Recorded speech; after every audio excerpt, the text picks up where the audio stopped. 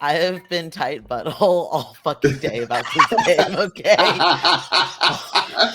I don't even care that that's the first thing that everybody gets It's to hear not me me say. this time. It's so It's true. not me this time. I'm That's the so best. fucking nervous about this game. I think we're gonna be Why? fine. Hey, speaking of hello, hello, there we go, Jabus. Why are you scared? What do you have to be scared of?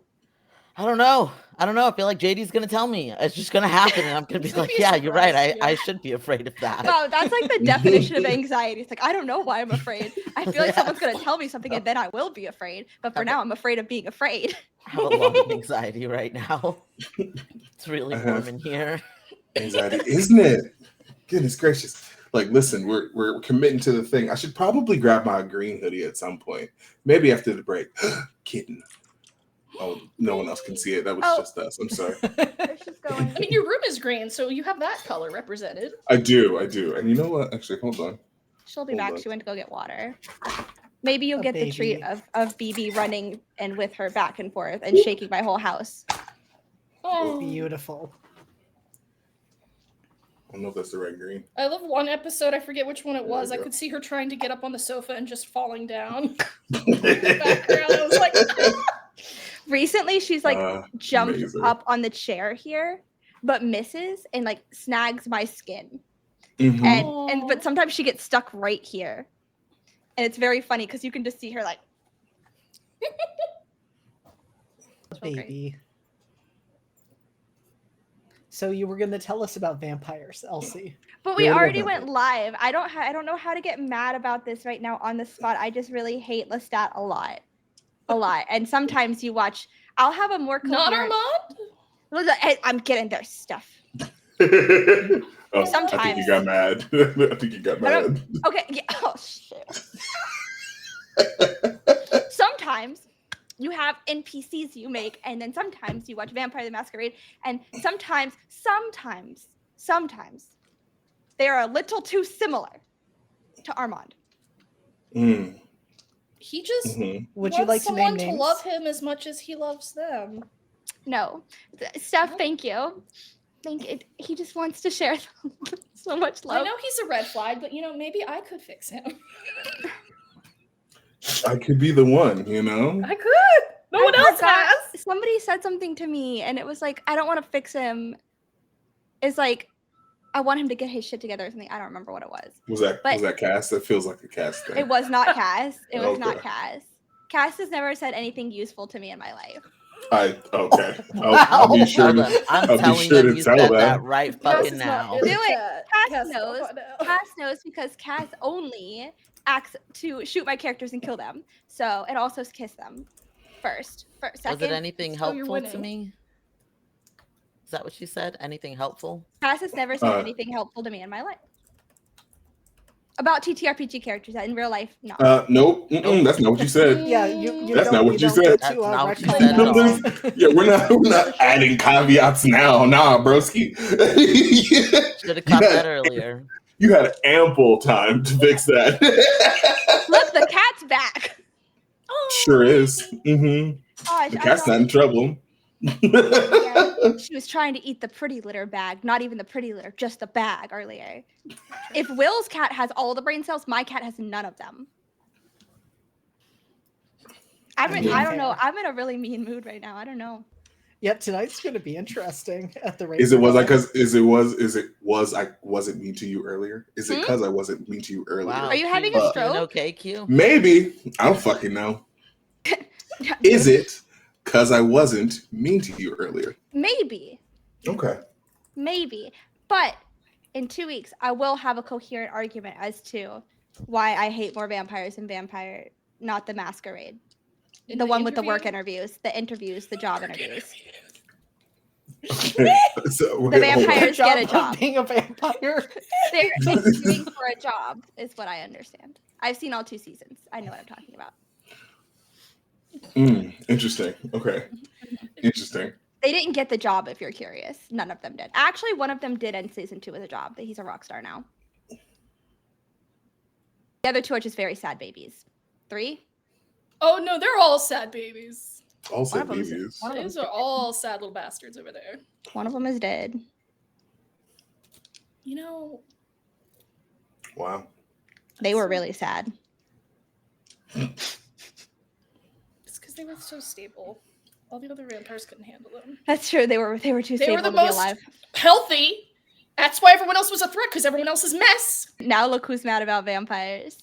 I love them so much. It's contagious. I'm gonna make everyone angry. You know what else made me angry? And then we can start. I swear to God, we can start. Is sometimes you read a book, and the thing causing you to kill people is an infection. And it made me really mad. Mm-hmm. Hey, Elsie, you should look at the chat. I can't. I don't have the Twitch up. What is it saying? I don't know. Sign into Twitch and find out.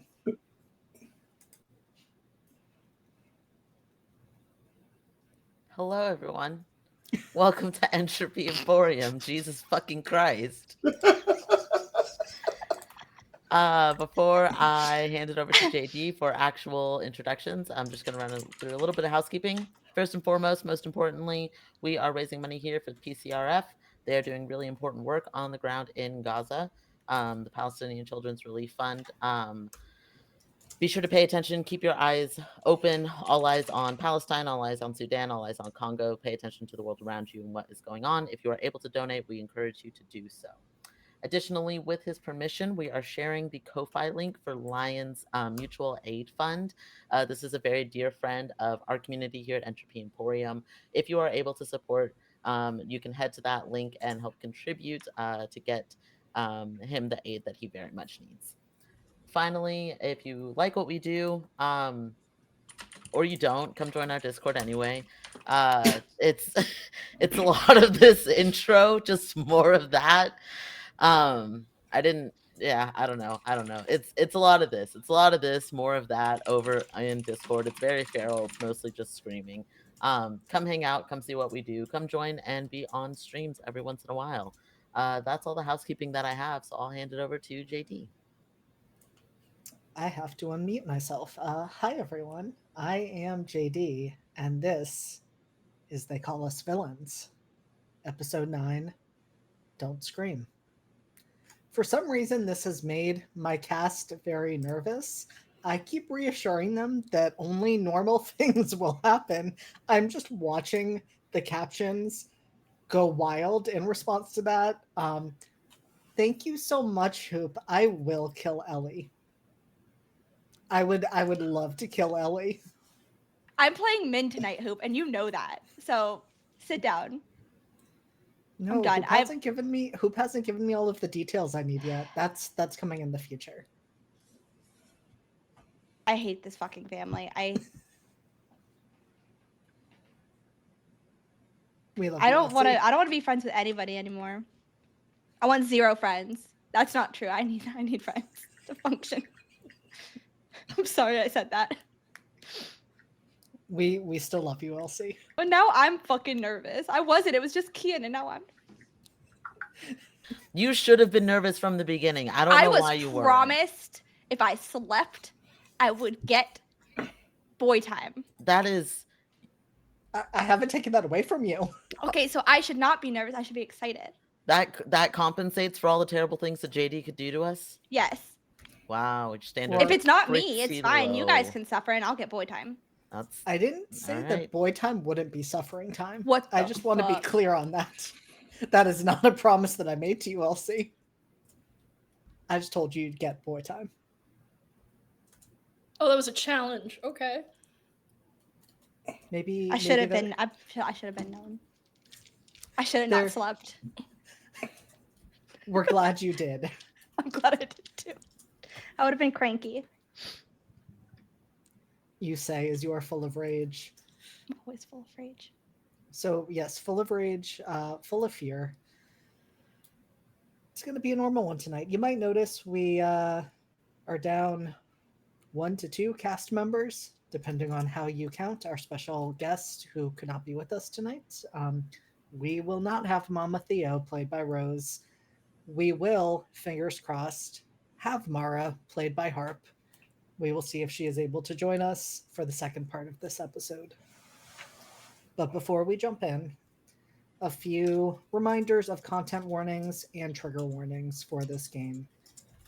In this game, some of the content warnings are institutional violence, forced institutionalization, medical abuse, psychological abuse, and gaslighting, themes in line with real-world conversion therapy, body horror, gore, blood, references to isolation, seclusion, and sedation.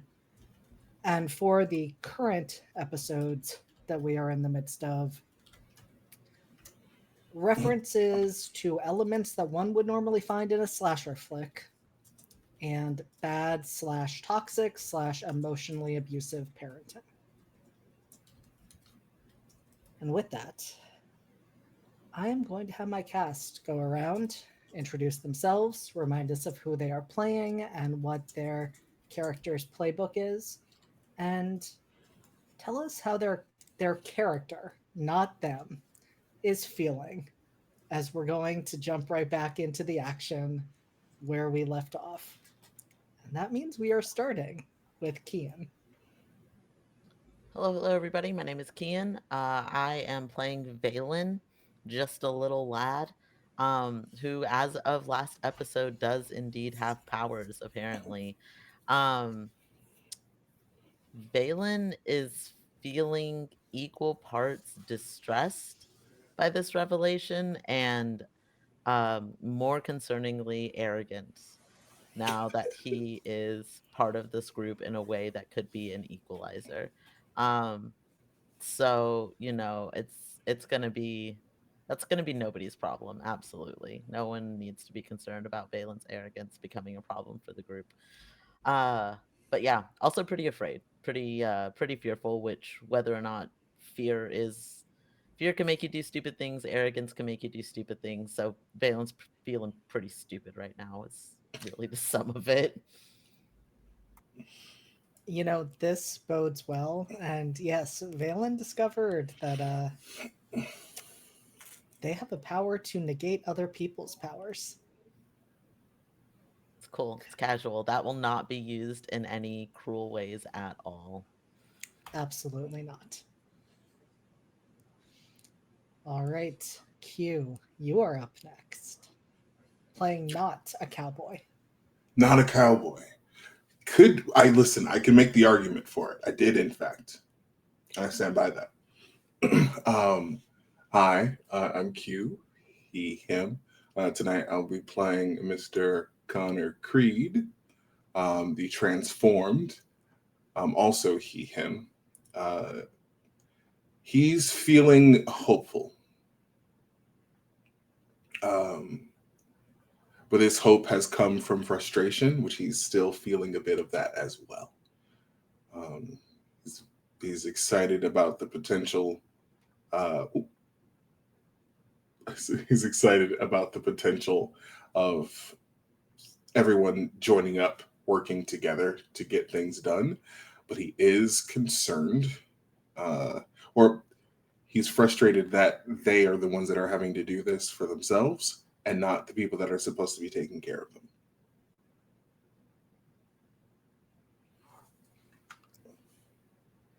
I got a little distracted because Elsie's computer apparently decided to implode. Oh no. Why? So we're going to see how this unfolds as they are restarting. And so in the meantime, Steph, introduce yourself and Scylla. Hi, I'm Steph, she, her, and tonight I am playing the Doomed playbook, which will be played by Scylla Tarn, she, her as well. She is just a very bendy gal, little bean, very short, very scrawny, got moth friends, so they live in her hair, and she's never done anything wrong ever in her life. And what she's feeling is excited because bonding with friends, making a team, being a unit, cohesive. Just like she likes to do stuff with her friends. But also, I guess, after that confrontation with Theo and how that went, probably feeling a bit rebellious too. See what she does with that. I'm sure nothing bad will happen. Rebellious, arrogant, and hopeful. This is sounding like a great combination of feelings. Yeah. Don't forget afraid and frustrated. How could I forget that? Ken, you're Yeah. muted as hell. Oh, got you. Gotcha. I was Fair just enough. reminding JD to also not forget tight butthole. That's also part of feelings for today. I mean, we already said afraid, so that's fine. And then we're gonna have like a normal time, and you're gonna be like, "What was I so nervous about? Like nothing weird happened here tonight." Yeah, Okay, fucking if right. that, I don't want to hear if that's that. the case, then why is the episode called "Don't Scream"? Thank you. Thank Yeah. you, Q.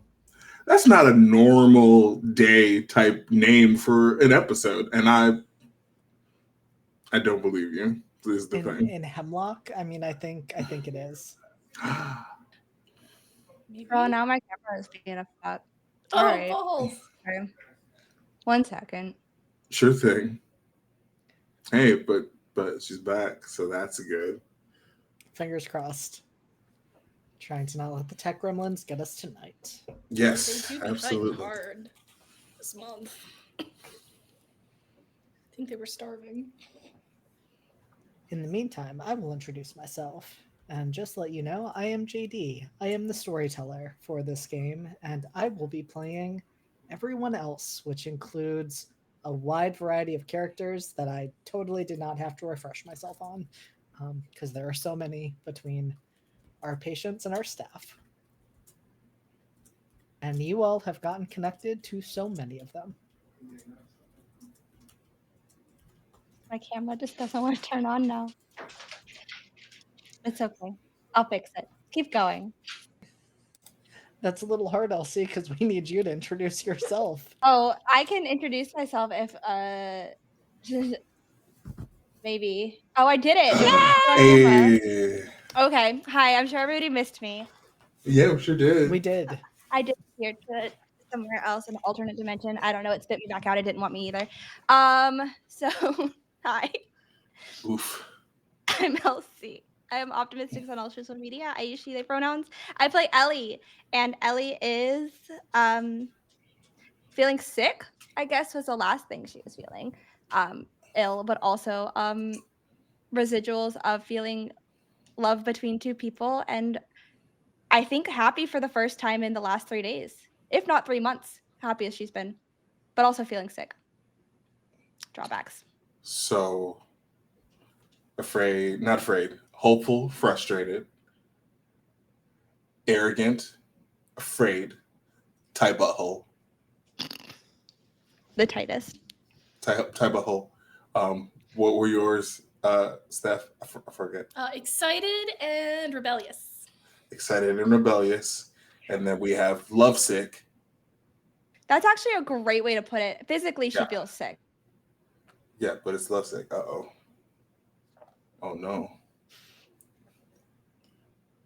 Maybe it's just. Nope. We're fighting tonight. Listen, the tech gremlins are getting the demons getting don't us. want to let us be great, and this is disrespectful. Mm-hmm. It is disrespectful. Tragic. Okay. You back? Okay. What's going on? No. I really don't know. Yeah, this the internet is not loving Elsie right now. Whoa. Raph's curse is just spreading. It really is. It's not even my internet. Well, you Can you seem hear me? to be. Yes. Yeah. Can you hear me? Yes. It's not my internet. It's my computer. Because like I can see the chat and stuff on Twitch going fine. It's just this video. This is fine. Yeah. Oh, Yeah. So physically Okay. sick, but emotionally love sick, I guess. Yeah. Levels of sick. There is so much to unpack right there, and it is unfortunate because like one would think you would be able to do that being in a hospital and all. Yeah. If only we had One some would qualified think. doctors. I don't think this Yeah. hospital is accredited or anything. I'm beginning to doubt that. Yeah. I'm beginning When's to Joint doubt Commission that. coming? Where's those degrees though? I want to see them. Yeah. Yeah. What's the university? Also, don't think I didn't notice that, Mama Theo is in Dr. O's room. You did catch that. Mm-hmm. Oh shit! I gotta write that down. Where's Dr. Oleander? She was the only one I only sort of kind of liked. Oh no, she dead. You don't like Foxglove? No. Absolutely No not. one likes him. Absolutely not. He condescended me on day one. Like, he's dead to me. You know what that sounds like? A Trauma. personal problem. Malpractice.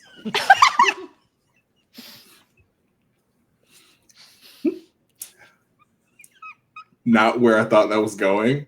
I don't know why. Where did you think I it was stopped. Where did you going? think it was going? I truly don't know. I didn't think it was gonna be that sassy.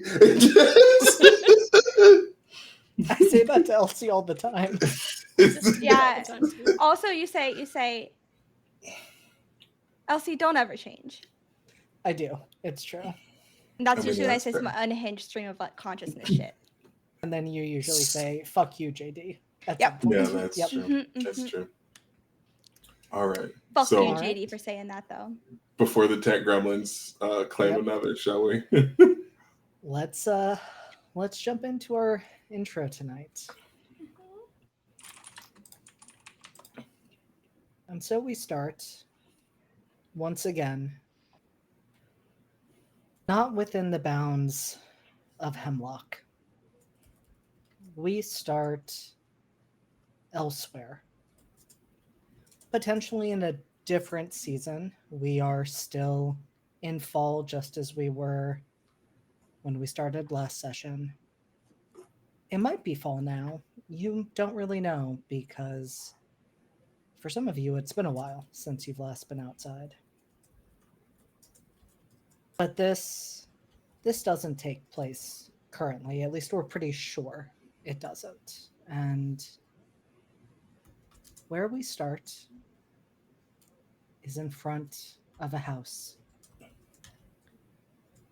It stretches upwards towards the sky. The windows are dark.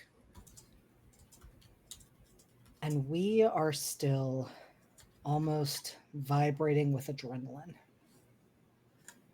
Well, at least that's what we tell ourselves. Because that's what it must be. Adrenaline. Excitement. Not fear. Especially not fear about sneaking back in. Because how could we be afraid after what we did tonight? After everything the two of us have accomplished over the past few weeks. This house, well, it's like the mirror image of the house we just left. A distorted image, but a mirror image nonetheless. That one was old. The porch sagging, floorboards rotted through, windows shattered.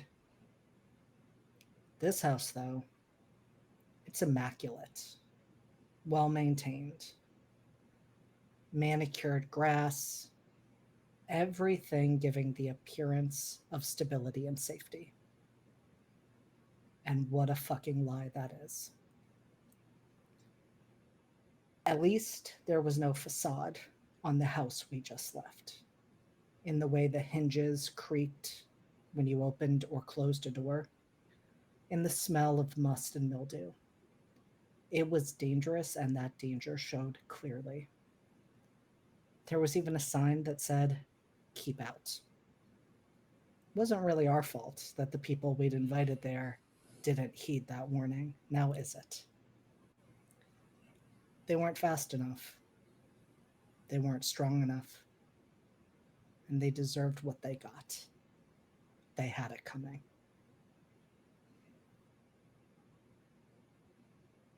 We've since washed the blood from our hands and faces. We've changed our clothes. We've done all of that. But the imprint of every minute is etched onto our very being. It's not even like we needed to use the knife. But fuck, was that satisfying. The sensation of the weight in our hand, the sound it made when sinking into flesh, the spray of blood, the sounds. Well, he can't afford to get lost in those thoughts. Not right now. We? No, not we, he. He stands alone outside of this well taken care of and supposedly safe house, and he is alone. And he needs to get back inside before his absence is noticed because he's been out too long already. It's easy though, he's used to this, and it's so much easier than it used to be. He can just lift himself up. It's effortless now. He does wish for a moment that he were climbing through Gray's window instead. He can feel the distance between them, an uncomfortable prickling across his skin the longer it goes on. But they need to be in separate places, at least for tonight. This floor doesn't even creak. And he slides the window shut without a sound, and he breathes a sigh of relief, because when he stands there, silence all around him, he knows he's done it. He's gotten back in. Everything is fine. Or at least that's what he thinks, until the lamp on his nightstand turns on, and he sees the figure sitting on his bed. She looks calm and poised, and she just sighs as she says, "Pookie, we need to talk." I hate that. I think it's a little cute. No. No. I thought I was muted. I'm sorry. No, that was beautiful. That was beautiful, Kian. I've been bitching a little bit. I'm sorry, y'all. That was the first time it caught it. Yep. And it was Thank God. perfect. It could not have been better. So, hey, Elsie, not to alarm you, it feels like you're already intruding on a polycule, so you should probably be careful. Absolutely not. I'm just saying. There's weirdness happening, and I don't know what it is yet. I don't know what's happening, but I don't like it. I mean, it's great. Don't get me wrong. It's fantastic. I know things that I have said to JD in the past regarding vibes, and I know exactly what's kind of happening here. So it's all good. It's all good. Okay. That is like I don't all think the anything more goes. alarming. I'm telling you, a little bit reading that book, a little bit like the I Was a Teenage Slasher book. I got the vibes, but I also know what. I'm gonna let it cook. I'm gonna let it cook. See what I get. Gonna let it cook. Mm-hmm. See. I know the what I'm vibes. about, JD. I know what I'm about, and you know what I'm about. I do know what you're about. So, it's okay, Q. I got you. I think it's Gucci, or I'll end up dead. One of the two. I mean, that's very possible. Only one It way is to find out. very difficult to die in masks, but I respect you taking the challenge. All of you I- seem to want to take the JD, challenge. You cannot kill me in a way that matters. When did I Let's say go. I wanted to die? Bet. Don't, Scylla. You've never done anything wrong in your life. Don't worry about it. Yeah, Yeah. Scylla's not gonna die. Just don't chew electrical cords. She God, doesn't. Connor's gonna- She learned. Connor's Put gonna cat die spray for on. one of you. I can see it now. He's just gonna die for one of you. Who? No. Connor. No. Mm-mm. Yeah. Balin can take care of himself now. That's the whole point. It's fine. It's true. Hey, that arrogance showing. Scylla learning a way to bite into the afterlife to get Connor back. True. Just gonna chew through that veil. Listen, all- if you want to do we can totally do a Hades Town episode. I am happy to give that to you. We want to do an underworld heist. Let's do a fucking underworld heist. I Okay. will That would allow be this. so good. It would be I'm so good, down. and then I'm so Let's scared because do of that it. ending. You encourage me to do this, so I you think know, it's a just good remember idea. Valen would turn around. Too stupid to remember the rules. Too stupid. Leave Valen in the mortal realm. Let's be completely real. Can we do Heather's too? Wait, never mind. Aren't we all? No. Kinda? that. We can only do Heather's if we do the Riverdale version. JD, No, we're gonna no. fight. Don't. Sit down. Don't. No. That was such a Absolutely not. quick reaction. Look, I started that conversation and then I said we're kind of already doing Heather, so it doesn't. Are we? Have I we don't know. ever? Would I do that? Casey would and never Gray are do- here. I JD feel like we're this? doing Heather's. You would never do that. They're to me in doing my whole Heather's. life. They're doing some type of Heather shit. Maybe they are. Maybe they aren't. We'll all find out together. Really? Okay. Speaking of together, when we all left you, should I say, you had an unpleasant experience in group therapy with Mama Theo. This was less group therapy than usual, which says a lot. Some really strange things had happened during that. Ellie, you ended up between Casey and Gray.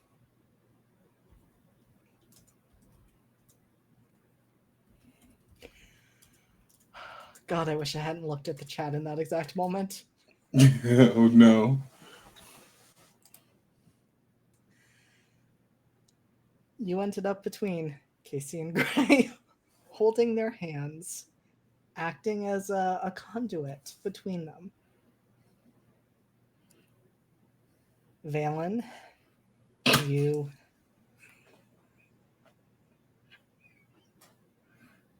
getting more unhinged by the moment. Steph, really? I didn't say anything. I was muted. Uh-huh. Uh-huh. You don't have to look at the chat. I'm just saying. You know what? I'm keeping an eye on all of this, and I am seeing so many things come up in the captions, in the chat, and everywhere. Phelan, you, on the other hand, somewhat purposefully activated powers for the first time. And those powers had a pretty significant effect on Mama Theo. Because you gave her what she had always wanted. Her own powers to be completely negated. And Connor, you started to bring the group together in the wake of this visitor. We'll go with visitor to the unit. And as we left the group of you,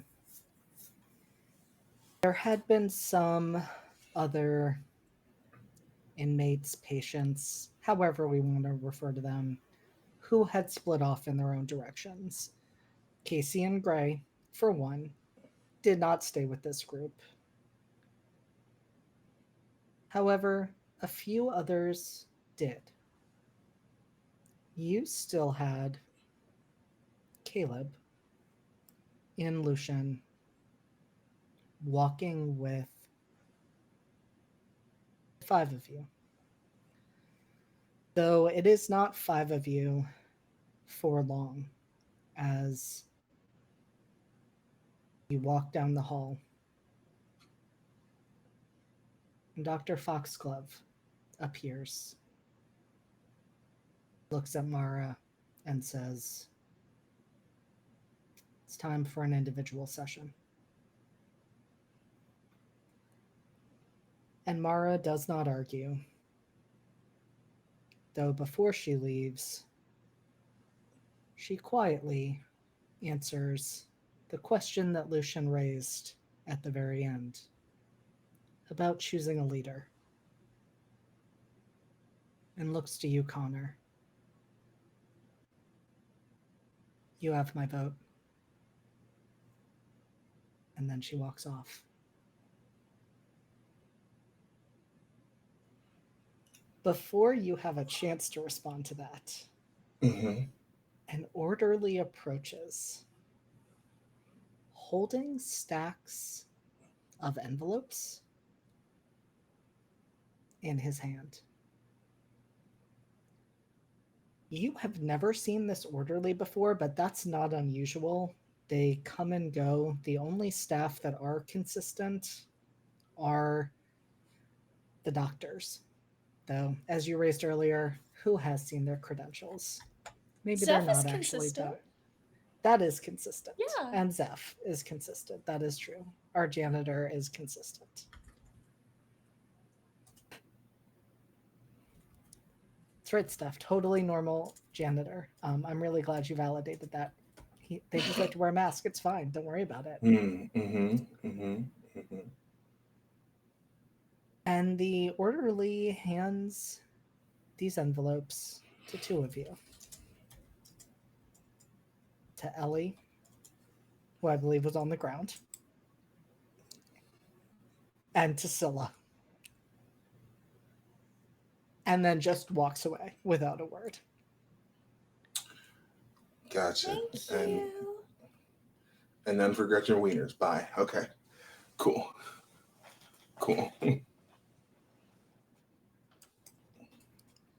And the group of you are now left apparently to your own devices. You got letters. I recognize the handwriting because I'm assuming it's from. You do on one of them. I got more than one? You got two. Whoa. Wait, what's the other one then? One of them, you know, is from your adoptive parents. The other one just says Scylla on it. Oh, okay. For you, you have 3 letters, Ellie. Okay. Do I recognize any of the handwritings? You recognize the handwriting on 2 of them. Okay. One is from Milo. Oh, okay. One is from your parents. Okay. You do not recognize the handwriting on the 3rd, though you notice your name is blacked out, which you, I think, of all people, know only happens if your superhero name is written down on it. Fuck. Okay. Fuck. Okay. Okay.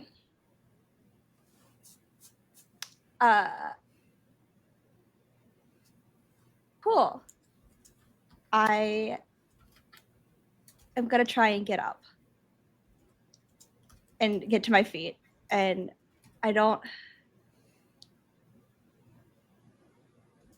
think I'm gonna pocket the letters for now, because I think Ellie wants to focus on the discussion we were having earlier, and she's super excited to read her letters. Don't get me wrong, but I think the blacked out superhero name freaked her out a bit. How many letters have I gotten before, JD?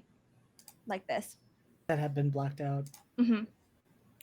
You average about 2 to 3 a week. Okay. Like blacked out ones? Mm-hmm. Okay.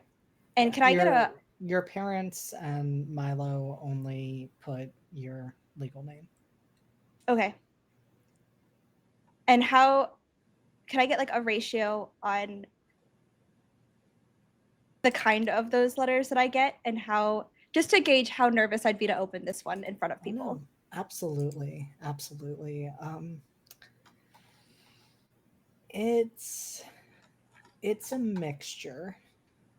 Like, not quite a third, and a third, but like somewhere in that realm of people saying that you were framed, saying that like you have always been one of their favorites and they're really like rooting for you and supporting you. Then you have the ones that are like, you deserve to be in there, you are a danger to society. But the ones I think you really don't like are the ones who are excited by the idea of you being a villain. The ones who think, well, we talked about it. The ones who send letters like the ones that are sent to serial killers. Yeah. So you know it could be any of those. Oh, it's like a grab bag. Okay. All right.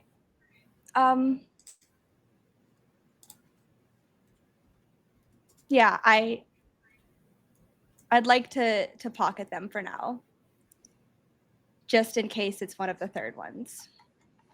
I don't think she'd mind if people ended up seeing the other two. Probably have before, but that third category is something that like freaks her the fuck out. She's like, cool, I'm so glad there are people out here who are excited by the idea that I killed Tube City Blocks, or possibly killed them. I don't know what I did, but it's not conducive for my healing. Like that's what you did. It is. It's something that I did, yeah. Maybe.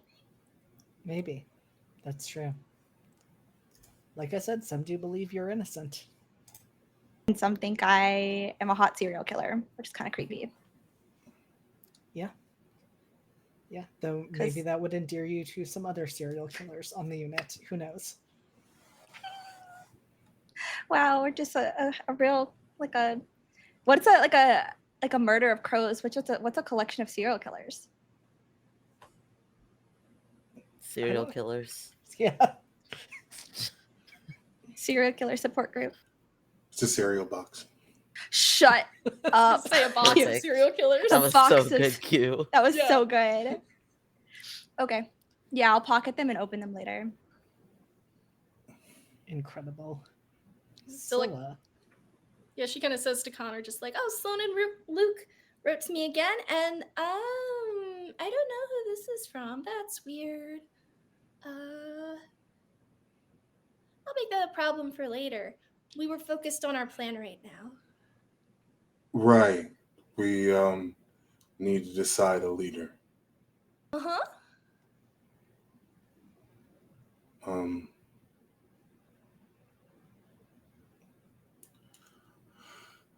Ellie used to be a hero. Sorry, that sounded mean. You've done heroing before. I was in school to be a hero. I wasn't a hero yet. Okay. Do you think you'd like to be the team leader?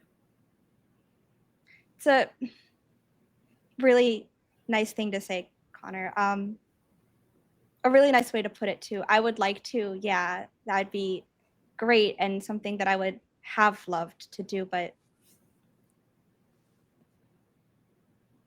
I don't think it's a good idea. Not with all of you have seen it several times, again and again. I have no control of my abilities right now, and if I'm leader, I don't want to be worrying about that when I should be worrying about how we're working together. It's not a good idea. But I appreciate you thinking of me, and it means a lot that you do. But not me. Okay. Do you not want to be the leader, Connor? You'd be a really good one. You have all the qualities. I did learn that.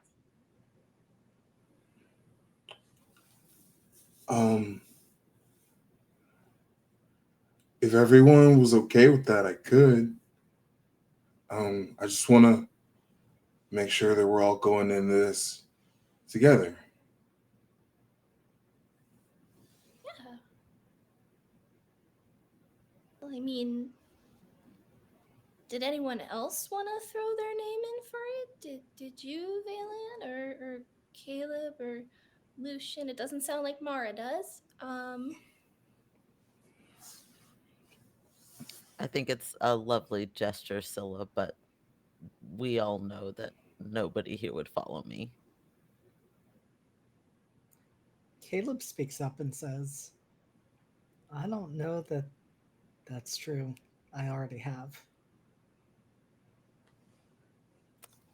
Well, special case and all that, but no, I don't want to be a leader. I don't even know if I want to be a hero, so probably best to not put me in that seat. Why not? This is all new. Didn't really have the option before. Haven't ever had to think about it. I mean, you're always nice on the street.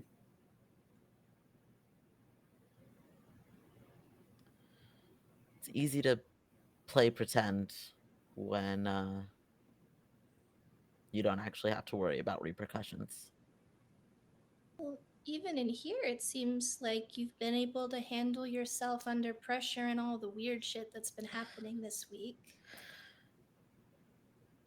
Casey and Gray might disagree, but again, Well, I they're appreciate stupid. it. You're not wrong. Sometimes you get ahead of yourself. Doesn't sound like a heroic quality to me. It's what got me here, actually.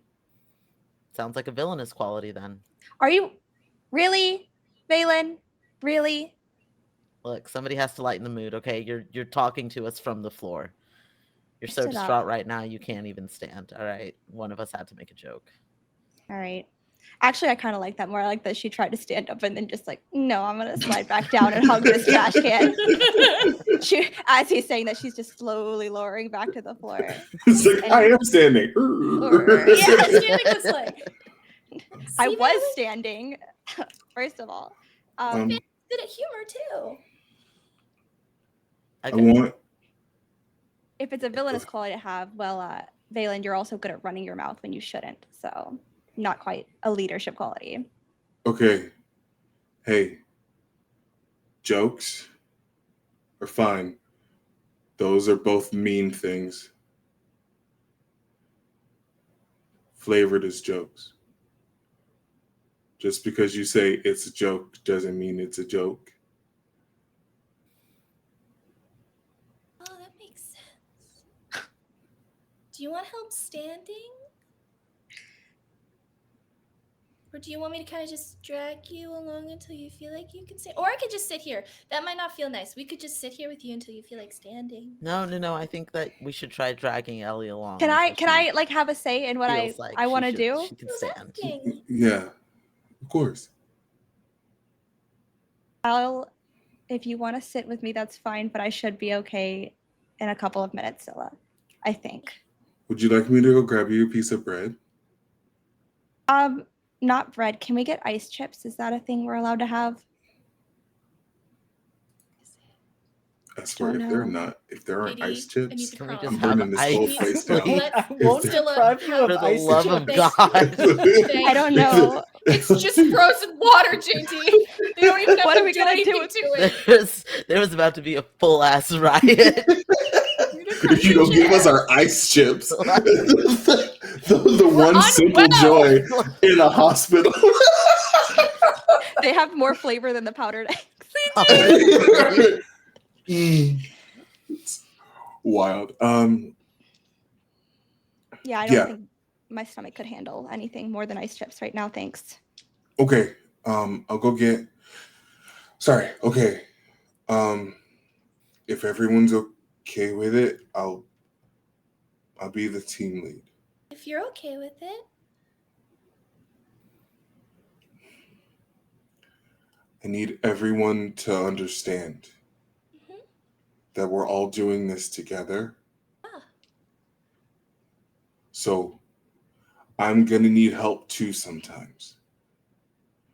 I'm not doing this because I think I'm perfect or better than anyone else. I got flaws too, but I think together we can work on being better for ourselves, not just them. And he just sort of points to the away from everyone. Okay. I'm gonna go get ice chips.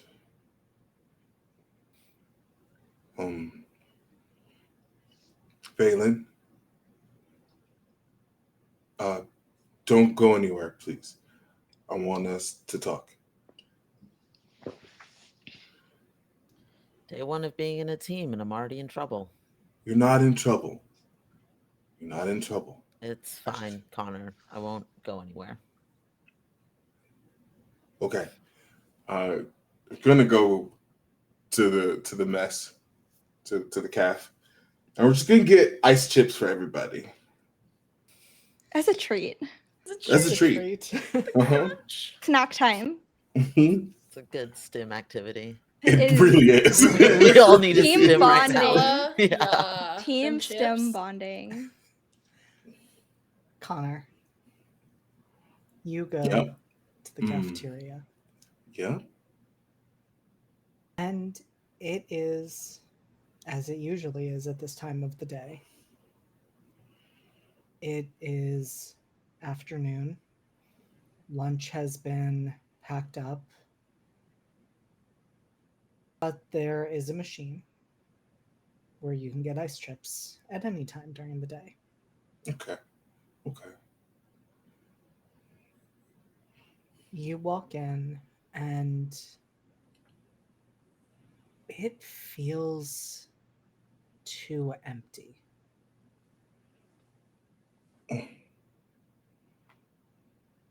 You hear your footsteps on the floor. You feel hair raise on the back of your neck. Like someone is watching you, and maybe it's just the cameras, because there are, of course, several cameras in here, since this is one of the places where most of the chaos tends to happen.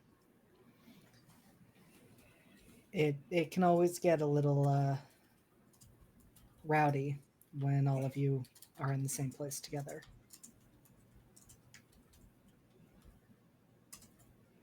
But that feeling just won't abate. You rub the back of your neck, you look around. Nothing is out of the ordinary.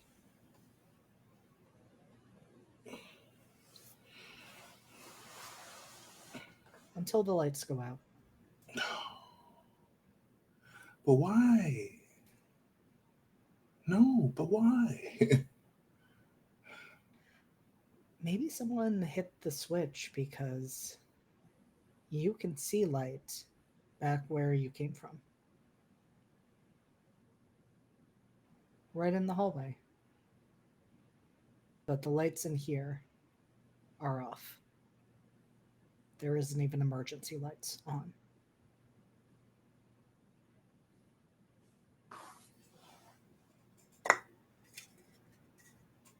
Just, I'm going to press the cup to the machine. It does what it's supposed to do. It dispenses crushed ice. Okay. Okay. We're gonna act like this is all completely normal. And we're gonna get the ice like I had intended. And then we're gonna go back out into the hallway. I am absolutely paying attention to my surroundings in case something wants to, jump out like Oogie Boogie.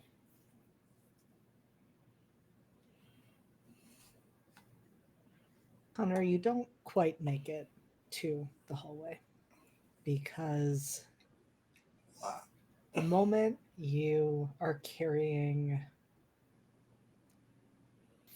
six cups of ice chips. 6. Yep. You know, have them, I'm imagining, in your arms, in your hands. And you turn around, and there is a figure standing right behind you. And you can't see their face, but you recognize Riot's voice when they say, "You, as a leader, after what you did to me." It wasn't my fault. It wasn't my fault. I'm sorry. If that wasn't my fault. Whose fault was it? It wasn't yours. Whose fault was it? Who killed me if you didn't? I did that, but it wasn't, I didn't mean to. He made me like this. How long until it's one of them? Never. Hopefully, never. It's why I'm here. To get better. To do better. And are you better?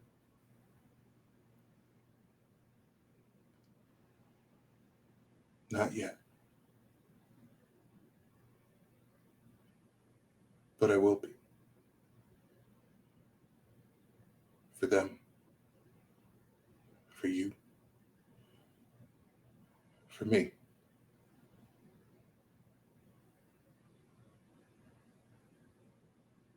I'm sorry. Sorry doesn't bring me back to life. I know. I know.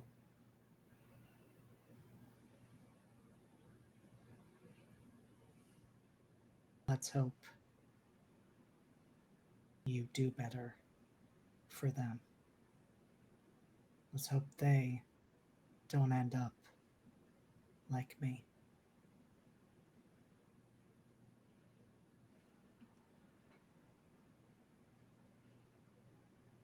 I'm gonna try.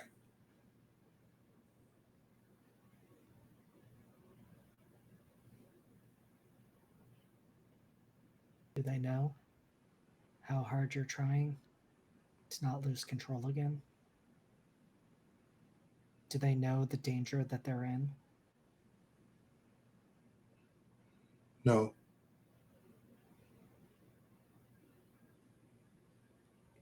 I'm going to tell them.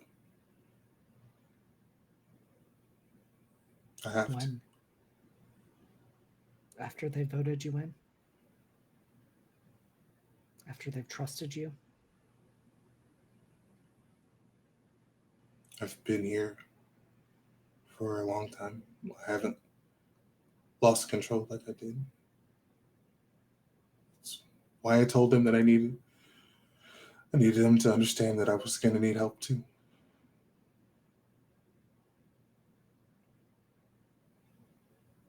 And there's Valen.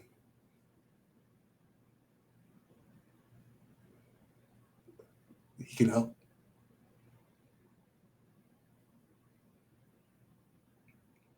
Oh, that little trick that they did? Yeah. If I go crazy,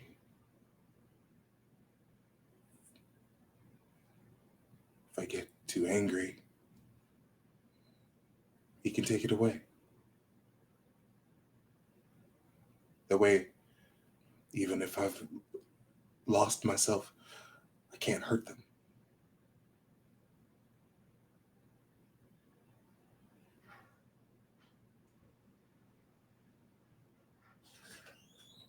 Took a long time for you to find yourself again afterwards. Let's hope you don't have to walk that road again. Let's hope you don't lose yourself again.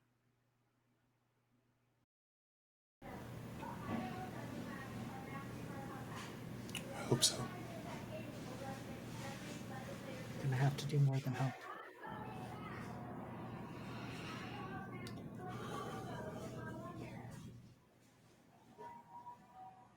Okay. Are you gonna keep coming back?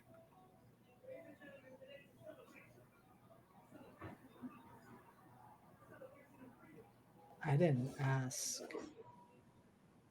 to come back. I mean, I didn't ask for any of this. I know.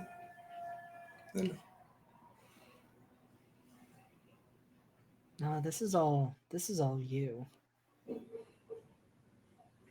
I You must know. think that you deserve to be haunted. No, I just miss you. Do you? Yeah. Phelan was good, but you were my first real friend. The person who looked at me after I changed. I didn't just see disappointment. Didn't just see a mistake that you made. So, yeah. I know we fought in the end, but I still miss you.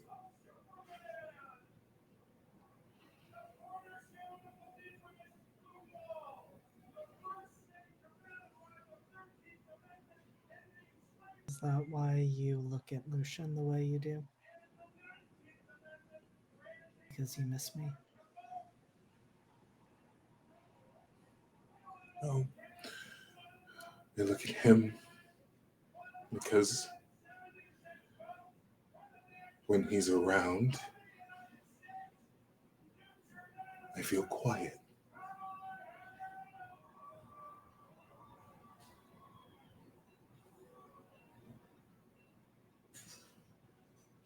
I never made you feel that way.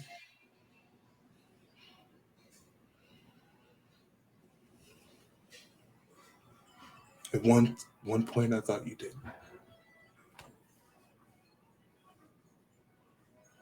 I was never going to make you feel quiet. We fought too much for that. We were the opposite of you and Lucian.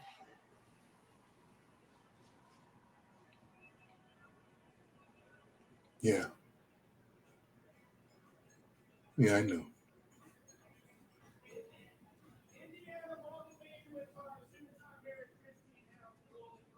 I'll be seeing you.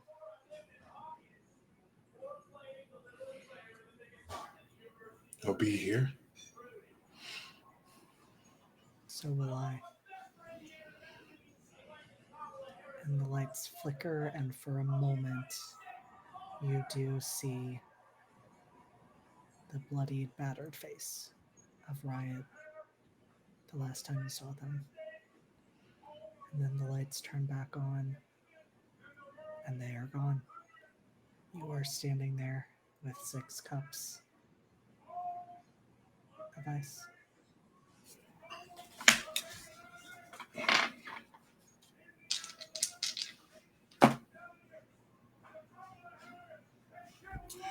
So he has to grab 6 new cups because they're crushed. But yeah, once he's grabbed the other cups, he will go back to the rest of the group.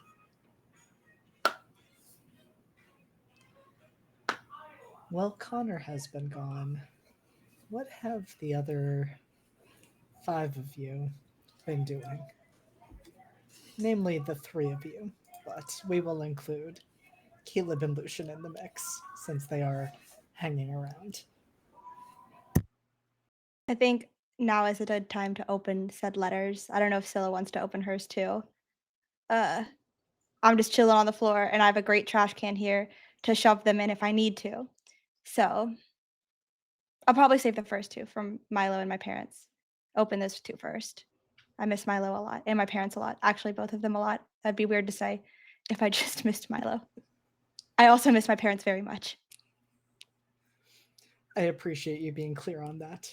I have just to. in case we weren't just sure. in case, yeah. So I open those two first, and then I would open the third one. So with the letter from Milo, it is what you expect from him. He is essentially like writing you pages trying to describe what is happening on the outside in the outside world. It is just filled with anecdotes from TV shows that the two of you have watched together. Like literally a page at least is dedicated to being like, in the last episode, this is what happened. Thank God. Thank God. I'm so glad he's keeping me updated on those. Oh, what a fucking bestie. He's a real G. Being like, here's new music, here's like these other things. Of course, I miss you. When can I come see you? Will they allow a visitor that isn't family? And some pictures thrown in as well, which are mostly him going to various locations that the two of you would hang out together and like flashing the victory sign. Stop. Okay. That's amazing. And I love him very much. Oh my gosh. I think that brings her so much joy. Like, physical joy, I think, is on her face. Like, the biggest you guys have seen Ellie smile in like weeks. Since she probably got the last letter from him. And she tucked that one away. Is there a way to like hide the photos so they don't confiscate them from me? What's funny? They confiscate a lot of things, but one thing you, Ellie, are especially familiar with, all of your letters, both you and Zilla, have been opened. Like nothing gets through that they have not read. So you know that if something has made it through whatever security measures they have, they're not going to take that away. So you can keep those pictures. Okay. Cool. Yes. Gotta put them on my wall. All of them. The victory sign. What a unique move that is. It's such a good pose. Who would do such that? a good pose. Who would do that? Really iconic, honestly. Ahead of its time. And then my parents. One thing you have noticed, Ellie, is that every time a letter from your parents and Milo arrive together, you can feel the difference. That there is a bit of a chill in the letters that your parents send. It would not be picked up on in isolation, but it is very like direct and matter of fact. Here are updates about the family. We hope you are doing well. We hope you are getting better. We will visit as we are able. But they do make sure to also include some pictures of your pets. Yeah, I haven't named them yet, but I love them. Cool. You have a dog and a cat, right? I have a dog and a cat. Yeah, Yep. I do. The dog is the family dog and the cat is my cat. When you say a chill, it doesn't mean like, it doesn't feel like my parents are writing these letters. Or does it? It does. Unfortunately, it does. Feel like they are not writing them? It feels like someone else is writing them? It feels like they are writing them. Okay, It feels shit. like that they are expressing a level of displeasure over the current status. And I mean, your family was very much in the public eye. Yeah. Oh, I should have read that one first. I should have known. Okay. I think this is about to get way more depressing. It's gonna go from like high to low real fast in the third one. All right. Let's rip the Band-Aid off, JD. Pocket that second letter with the photos. Opening up the third one. Opening up the third one. And so you open that one, and it immediately stands out to you as being bizarre, though, like, not unusually bizarre. It is literally like kidnapper ransom notes, cut out letters. Okay. And it was theoretically addressed to your superhero identity, but the staff have like even blacked that out in this creepy unhinged note that has been sent to you that they Is have this, still like- decided you can receive. Great. I think they think it's really good for my healing process, probably. Absolutely. Just like out of curiosity, is this like a repeat offender situation? Is this like the same person, or like do I have multiple people like this? You haven't gotten one that has been cut out letters. You have gotten ones that have been like unhinged scrawlings across it, sometimes incoherently.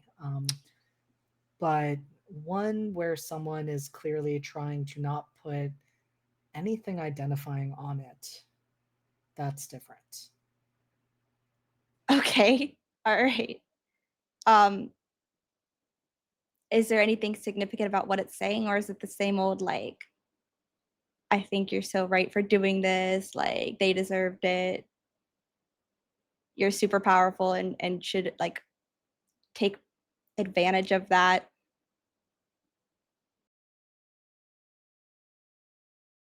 It says,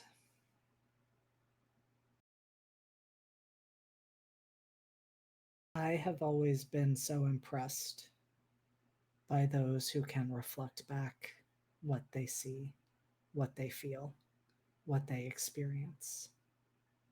And you are a dark reflection. You started with 2 city blocks. I know you will go on to much bigger and better and darker things.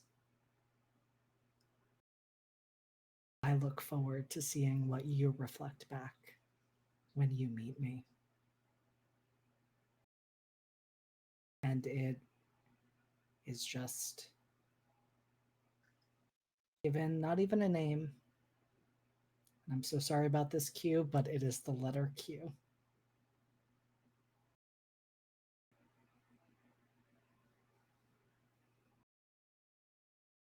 Is immediately balled up and put in the trash can, and I think there's a dry heave, and no, her stomach is empty. Like she didn't even really eat breakfast. Fuck those powdered eggs, right?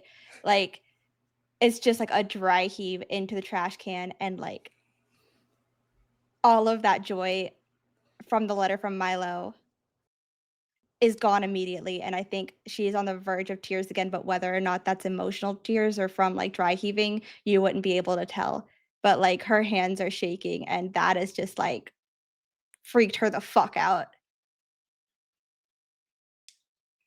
Like, I can't form words. Do you want me to like shred it for you, Ellie? No, I don't. It's fine. It's fine.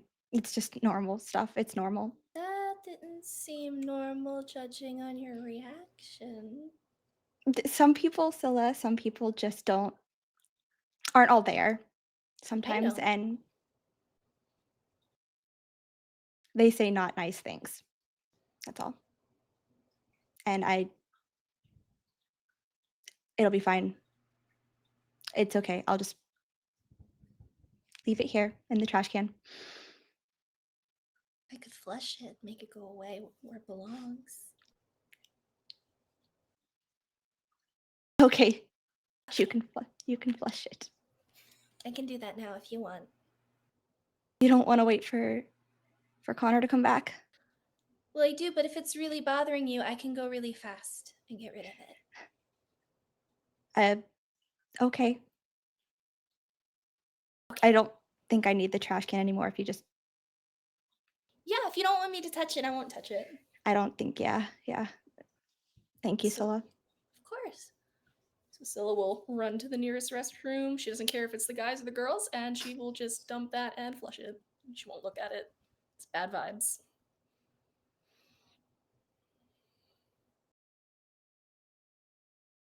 Scylla, as you are standing in the bathroom, we had established that your moths had unfortunately left being a part of your hair and had gone back to being moths. Yeah, I told them to hide in my hair, even though they couldn't go in it, just chill in it. They could maybe blend in. You feel movement as their wings start beating, as they start to get restless. What's You up? hear the crystalline chimes of their wings, but they seem agitated. What's wrong now? Is something happening? I flushed the letter. It's gone. Was it the letter? Is it my letter? The beating of the wings becomes more frantic when you ask that question. Should I read it? They do not answer you because they are moths, but you are certainly getting the vibes from them. And you can actually almost feel just one of those envelopes almost getting warm in your pocket. Stop it. I'm gonna read it with my friends so I'm not alone, okay? Will that help?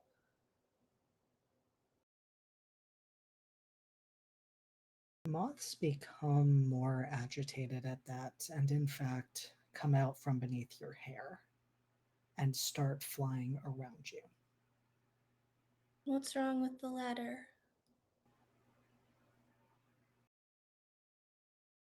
Something bad gonna happen if I read the letter?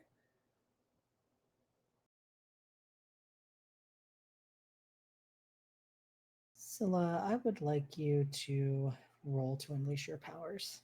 I was trying to help my friends. What is that roll? It's been so long. That is with Freak. Okay.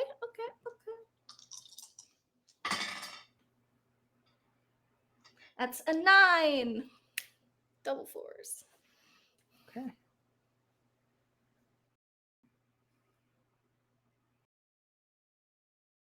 I'm gonna treat this somewhat like a mixed success Okay. when you gaze into the abyss in Monster Hearts. Oh, okay. Because you start to get flashes. You see a flash of you standing in front of the others, a letter in hand, and you hear a shattering sound as one of the moths comes apart. And you see yourself then standing in this bathroom, the letter in hand. And you catch a brief glimpse of the mirror.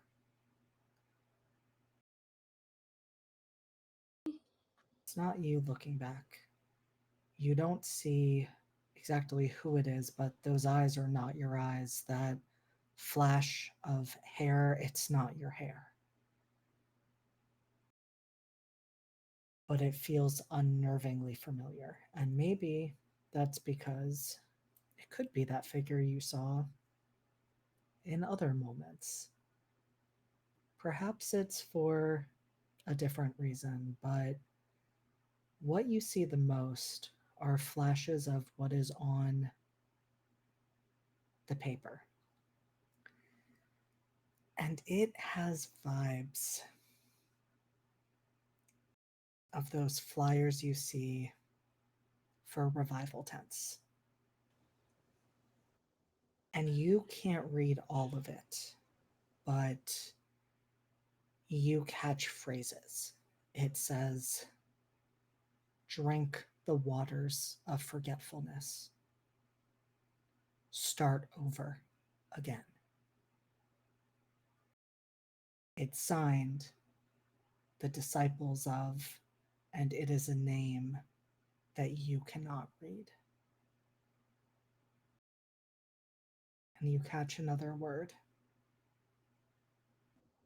It's not surprising in light of everything else on there, but you catch the word Lethe.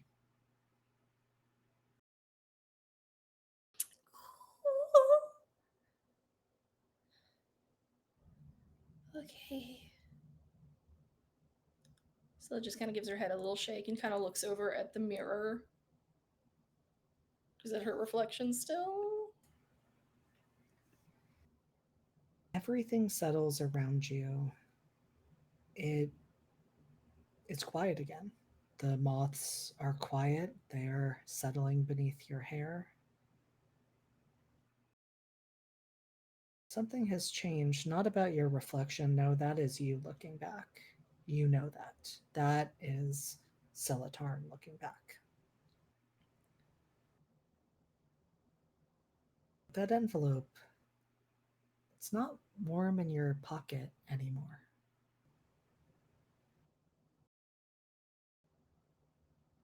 If I pull it out, does it still look the same? Oh, you don't pull out an envelope. You pull out a handful of ash. And that is where we are going to take our break. Hey, motherfucker! What the shit? I'm going to let my cast yell at me for the next couple of minutes. We're hopefully going to be joined by Harp when we return. We'll be right back. Don't go anywhere.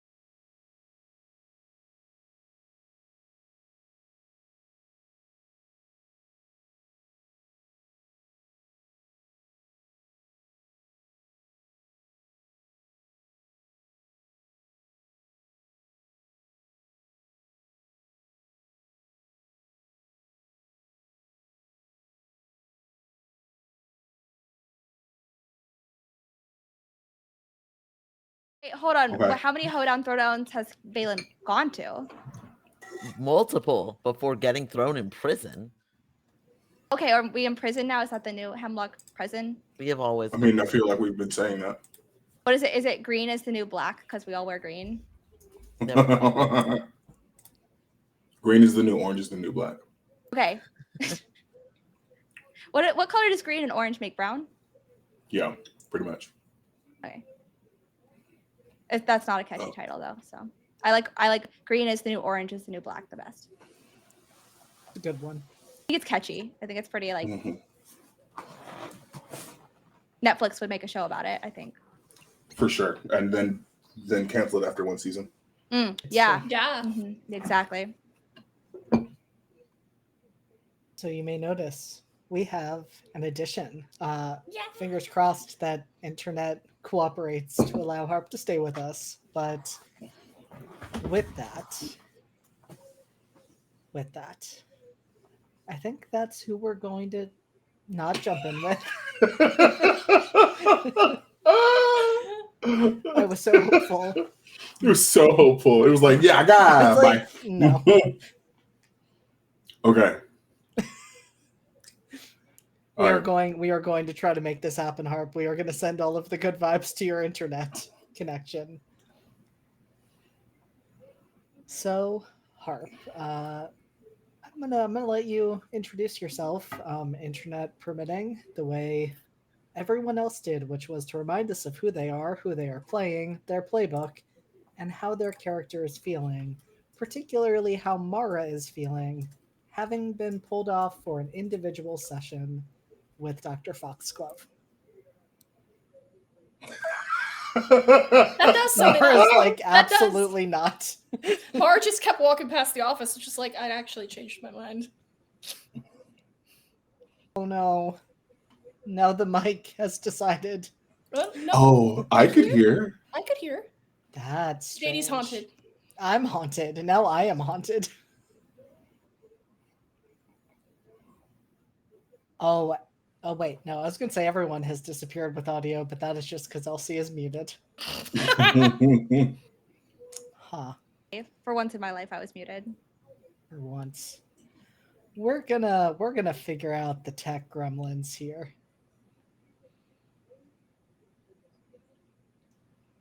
But with that, while we wait to see how that unfolds, I am gonna ask Kian.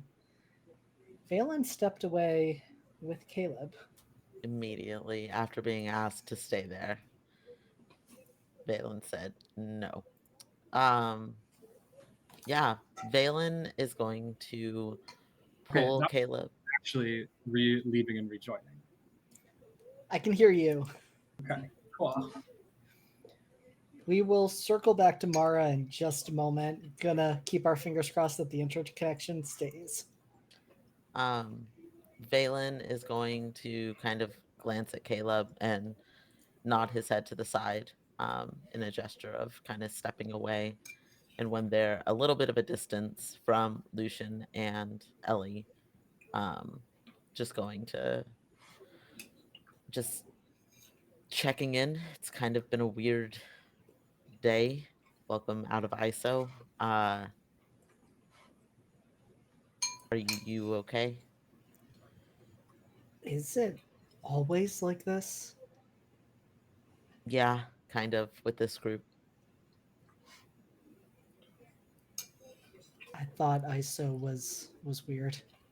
Yeah. At least you're not bored ever. That's true. Can't say you're always safe, but never bored. So I know that it's a little strange, and as Valen is saying this, he is going to finger spell last name as a question to see if Caleb can share his last name. Interesting. I appreciate that.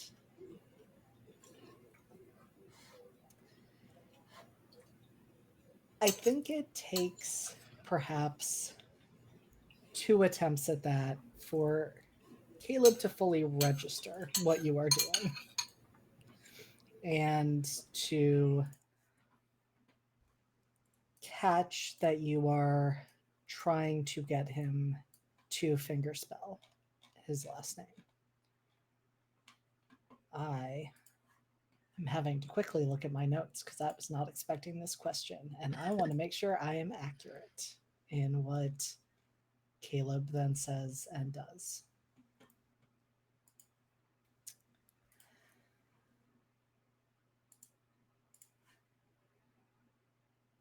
The song that I've dedicated to Valen and Caleb is playing right now, and it's making me really happy. That's beautiful. And I feel like, hey, get in the Discord at some point for Kian to drop that in bonus entropy content. I will. I absolutely will.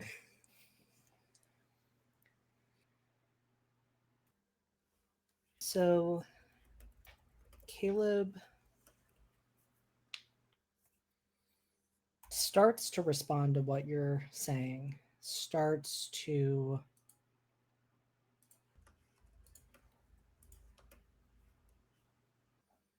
talk about how weird this day has been. That, like, is group therapy always like that? Is that what group therapy is? But you then feel him fingerspell the last name Crane.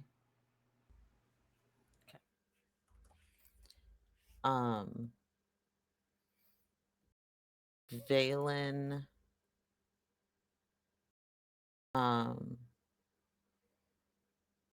kind of just nods, explains that usually group therapy includes a fight if Valen is present, so that's pretty standard that somebody is getting into some kind of a fight.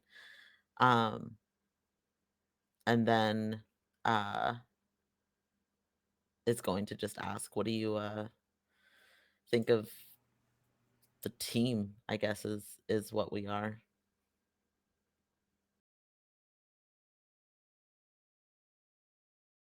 Well, big questions today. Yep. Ellie was just crying on the floor. Yeah, she's been known to do that couple times before this.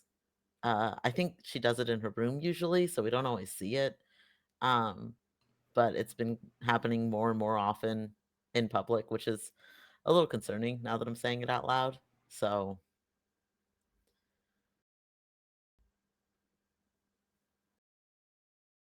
it just kind of it happens. It's okay. I'm not she exactly okay? Is she okay? No, Okay. no, definitely not. But don't tell her I said this, but she kind of has reason to not be. It's a pretty shitty situation that got her in here, so. I mean, I'm kind of imagining it was a shitty situation for most of you, just in light of group therapy. Yeah.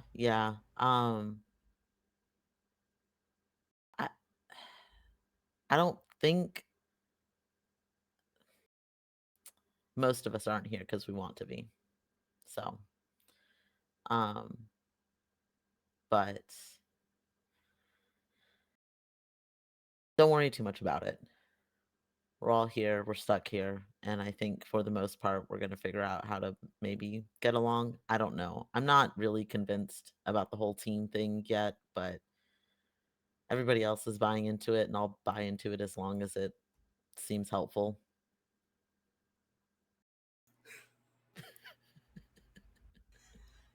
What does team even mean? Like the word, the definition of the word? No, I think I've got that. I think I've got that piece, but like in here, like what does that even mean? Like you were all talking about superheroes. Yeah. I think right now it just means having each other's back, which we haven't been good at before. but we also haven't had somebody that we've hated nearly as much as the new doctor. So Yeah, she sucks. yeah, she's kind of terrifying. I'm not gonna. Hopefully, she'll be gone soon. And there is an edge to Valen's voice when he says that.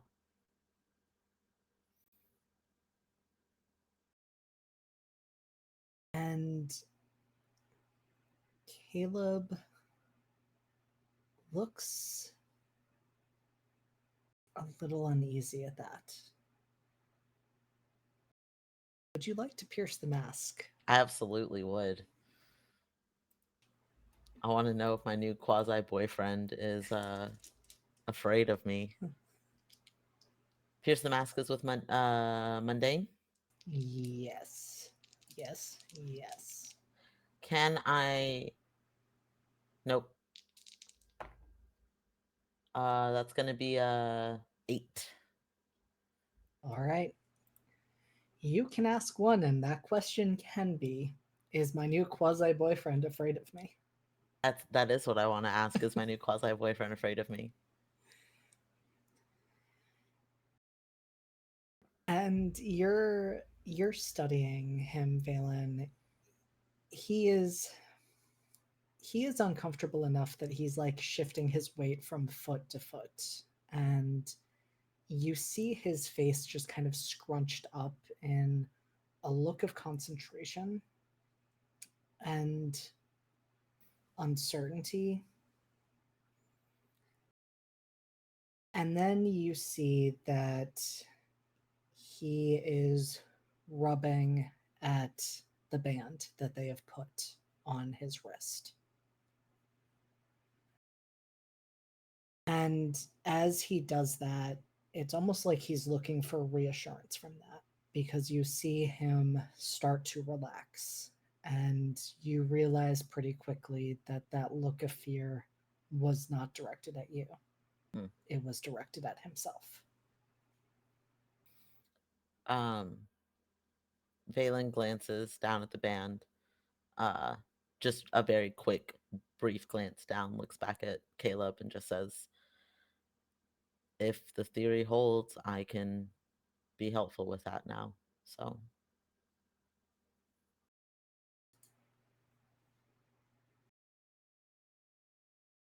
And Caleb opens his mouth, starts to say something,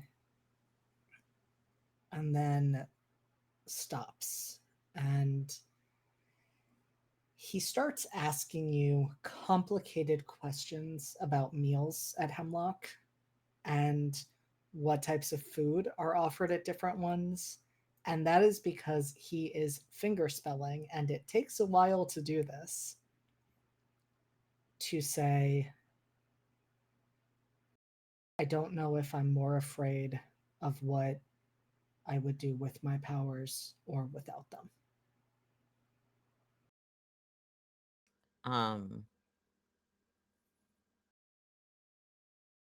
I think that hits different now that Valen understands a little bit more what it's like to be everybody else here. And I think Valen just signs back, you don't have to be afraid when you're with me.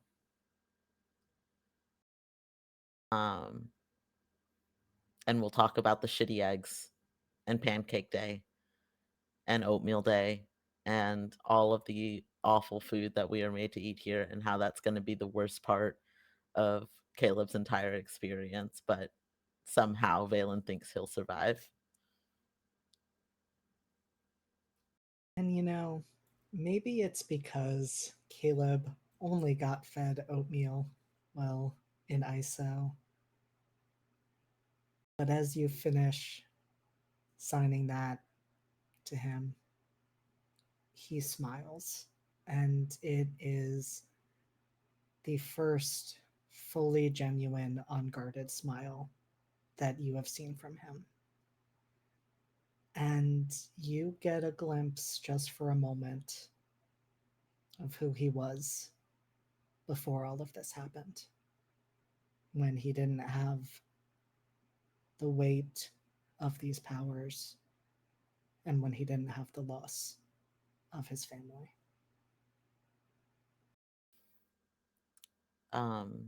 There's a bit of pride on Valen's side at making Caleb smile like that. And then I imagine there's like a kind of a glance toward the cafeteria, the hallway to the cafeteria, and Valen kind of nods back in the direction of the others and just, come on, I'm already in trouble. I don't want to get Connor upset because I've wandered away a little bit. And will very quickly turn, I think because Valen is probably blushing a little bit, but turns and heads back over to where Ellie is presumably still on the ground and Lucian is presumably standing awkwardly while Ellie is on the ground. Lucian is regretting all of their life and choices in this moment. Because they are not the person to be trying to comfort Ellie and are just kind of standing there, like their hand occasionally hovering towards Ellie, but also remembering that Ellie does not like to be touched, so then pulling his hand back. Valen just quietly to Lucian says, thanks for playing babysitter, and is going to put his gloves on and is going to pat Ellie's head and just say, you can't stay down there forever.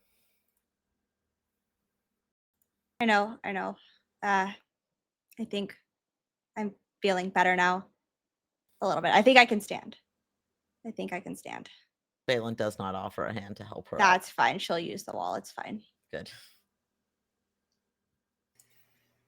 And we're going to pan away from the four of you in the hallway, the one of you returning, well, the two of you returning from different directions.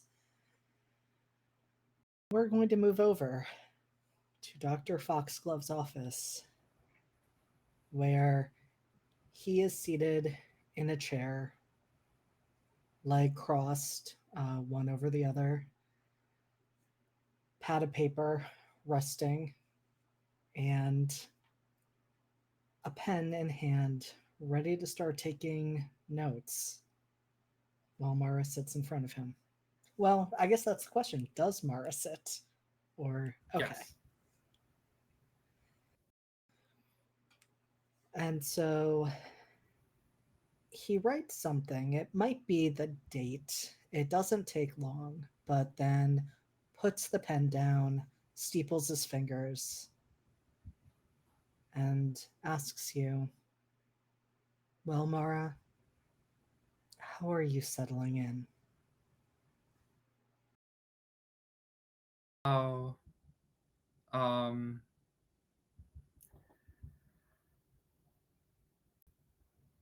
I thought this would be a shorter stay.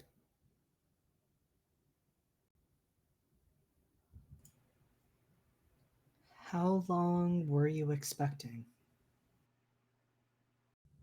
I was told that you were in the process of developing a tool or an augmented, I don't know, some sort of implement to negate somebody's powers when I came in here.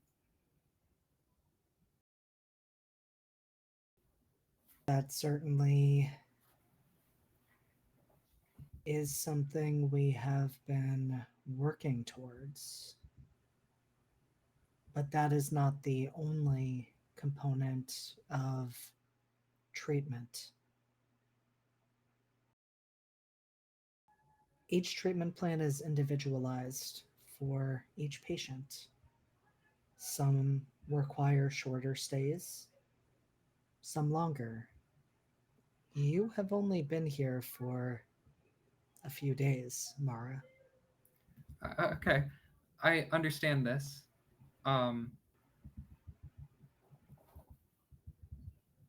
I really think I will be fine if you just give me one of those bracelets or something and go. I haven't you This is the only time something like this has happened. You mean the incident with your professor? Yes. That is the only time I have not only ever used my powers to harm somebody, but at all. At all.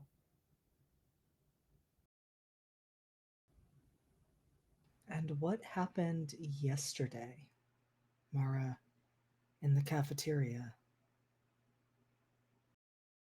I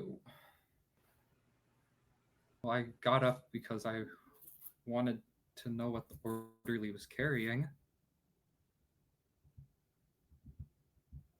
And you thought that you would receive that information through use of force. Dr. Foxglove, what do you want me to do?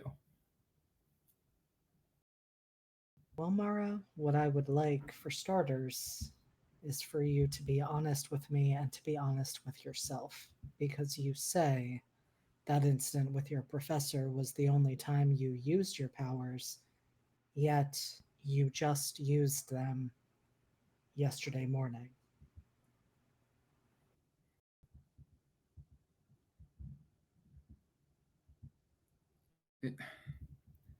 Is this what I'm here for? Is this why you brought me into here? For treatment? Is this treatment?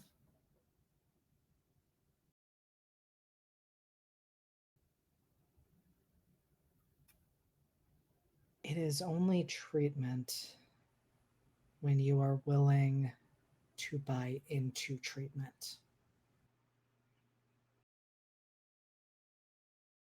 All. Okay.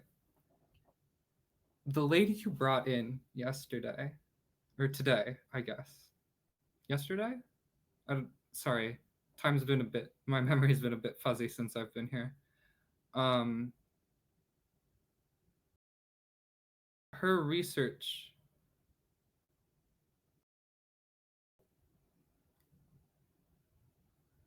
I can't help but remember that, my university gives me access to every major publisher for free. It's a great perk of things. I did a lot of research before coming here. It wasn't my first resort. I didn't see her name anywhere. I saw Dr. Akerty Calder, and just really intently looks at him at her saying that name. And that's honestly about it as far as interesting things in the field of, controlling powers.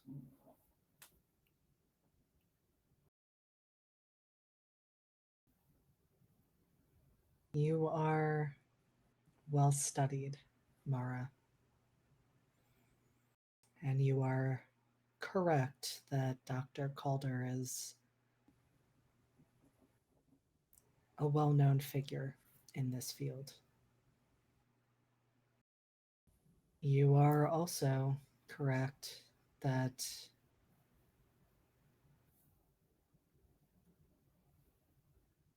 our current visiting guest brings in a different, perhaps less academic perspective. Mm-hmm. But I think that you, Mara, could learn a lot from her. Mm-hmm. Well, I'll be excited to talk with her again.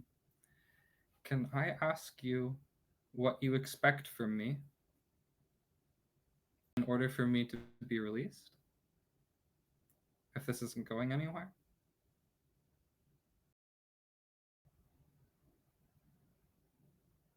I expect for you to not use your powers to hurt anyone. The one exception to that would be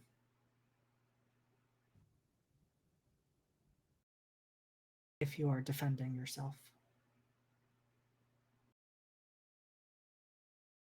Okay. Is that it? Is that all I'm expected to do? Because I can very well do that. Well, I mean, I thought it also went without saying that I would expect you to attend group therapy and individual therapy, and we can talk about one of those bracelets. But you have only been here for a few days, Mara, and I would rather see you work first on learning to control your powers. I've yourself. been learning that for my whole life. Sorry. I've been learning that for my whole life. I respectfully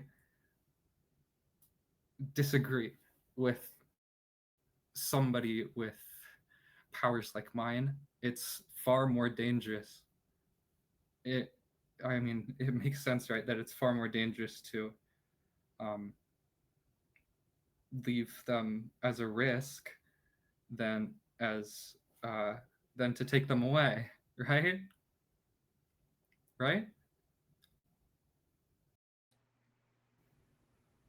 And he absolutely does. The therapist blank reflection back, no emotion on his face, and just says, I think that is something we can discuss further after you have spoken with Theodora Lomax.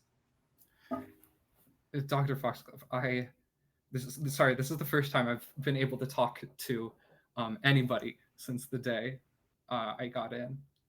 So forgive me for taking up a little bit more of your time.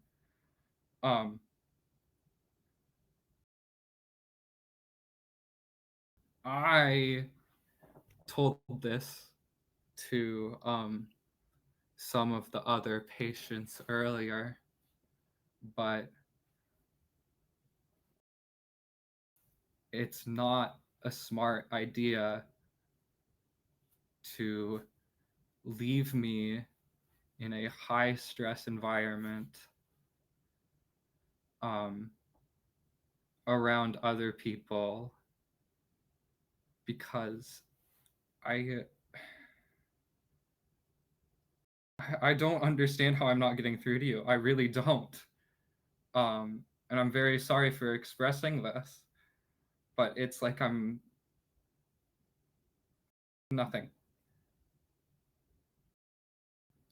Dr. Foxglove, I don't know how else to say this, but I'm actively dangerous, even when I'm not attempting to be. In fact, aside from that one moment yesterday, which might have gotten a little bit out of hand, I thought that I was using a little bit, and it was a lot. I've never learned to try and control it because it's too dangerous.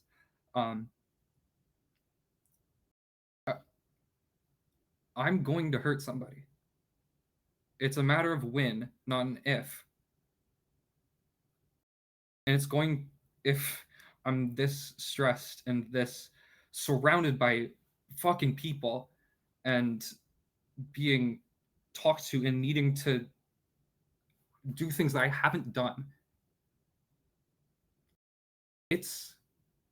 I'm going to hurt somebody. And if you are prioritizing research that is frankly complete bogus over an actual protective measure, then I really, really, really cannot see the goal of this institution.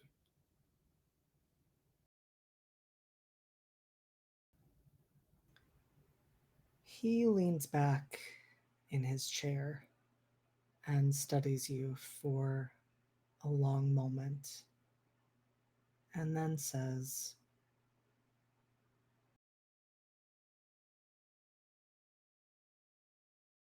I understand you completely, Mara. That is why I recommend that you meet with Theodora Lomax one-on-one. I think the moment he says meet with Theodora Lomax, the room gets overwhelmingly heavy.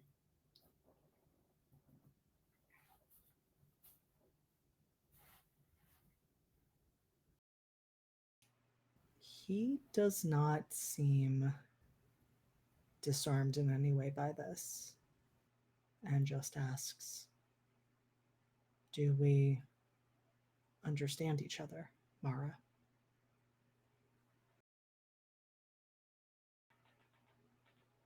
Crystal clear. Well, then I will not keep you from your friends any longer. Yes, I think that's an upside of being in here is that I'm making some friends.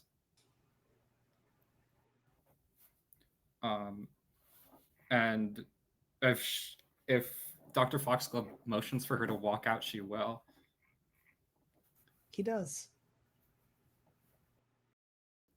Real quick, upon meeting like with everybody else, getting back together,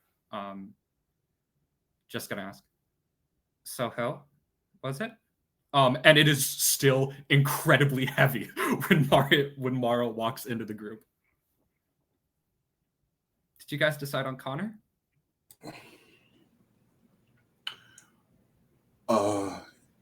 Yeah. Hey, Mara. Yeah?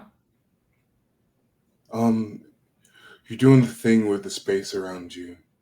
Okay. Ellie back on the ground. Oh no! God damn it, Mara. We just got her to stand up. I'm very sorry. Talk with Dr. Foxglove didn't go well. I'm sorry for not believing you earlier, Connor. It's okay. Um, Adults are supposed to look out for us. And the people that are supposed to be in charge of the facility are supposed to be looking out for our best interests. And they're not. So we have to do it ourselves.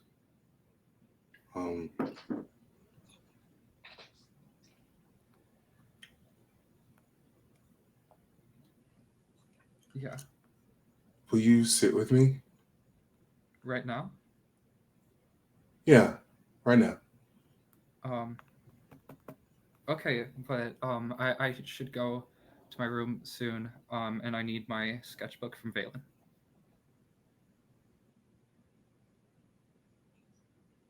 But sure, I'll sit down with you for a second. Okay. Valen, did you take Marv's sketchbook? I just needed a little bit of paper. Then you asked for a sheet of paper. There wasn't exactly time, Connor. It's fine. There's nothing Valen could read in there. Valen flips it open and looks at it for a second and kind of rotates it, and then is going to pull out 2 pieces of paper, clearly taking one of the papers that has something on it already and pulling a blank page as well, and closes it and just looks at Mara and says, I think you'd be surprised. Enjoy. We'll hand back the sketchbook. Okay. I think this will be good for everyone. Everyone sit down. Can't Ellie? Ellie can just stand up. No, Ellie can stay where she is. Even with the heavy weight around Mara, Connor will hold out both hands to her, sort of waiting for her to take his. Sure. She looks incredibly uncomfortable, but she does. I know. Okay. We won't have to do this all the time, but it'll be good to start. Okay? Everyone's feeling a lot of stress. We're in a high tension, a high stress situation. If we want any of us to be okay, we have to start with us. So, I want everyone to breathe in.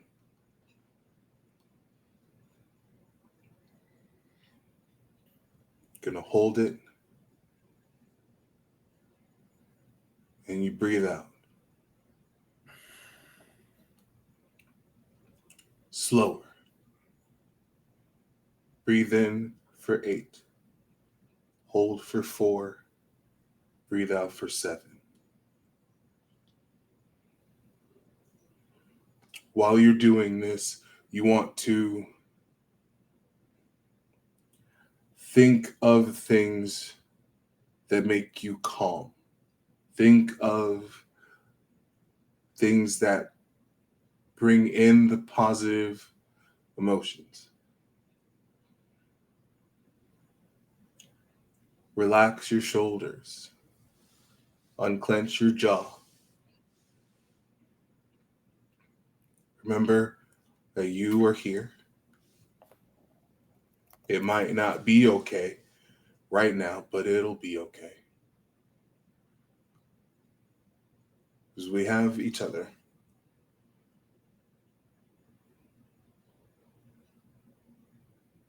And he'll just sort of let everyone do that for a little while.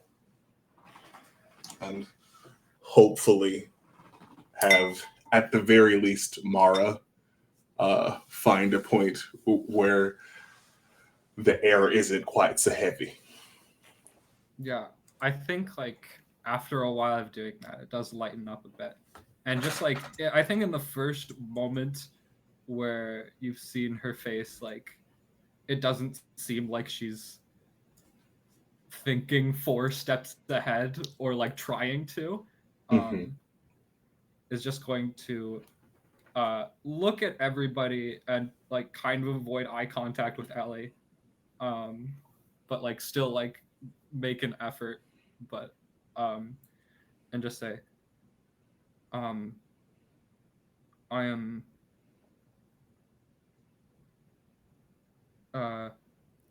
okay. I'm very sorry for not acting friendly. It doesn't come naturally to me. I haven't needed to until now. And I've only really ever like had one, and I think he liked it that I was not very nice. Okay. So thank you for working with me. We'll do something. I don't know. Thank you for working with us. I know that it's not easy. A lot of us have a lot of trauma that's brought us here, one way or another. But now it's important that we work together so that we have a chance to make it out of this. The goal is to be better than we were. What that means will be different for everyone. But I want us to all know at the end of this that we know that we're okay.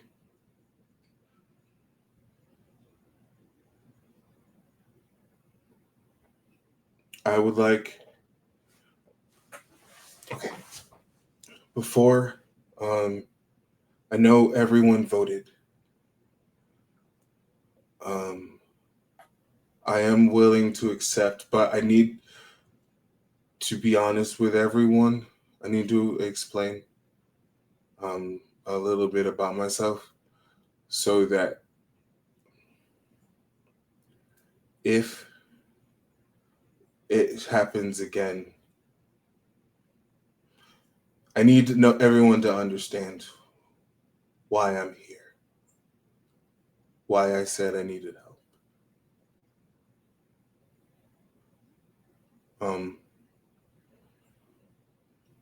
I wasn't always like this. I was taken in by the doctor. Not any of the ones here, another doctor. He took care of me when my parents didn't. They were busy a lot. Didn't really have much time. So he looked out for me. Made sure I had new clothes as I was growing. Sorry, that's too much. He used me as one of his experiments.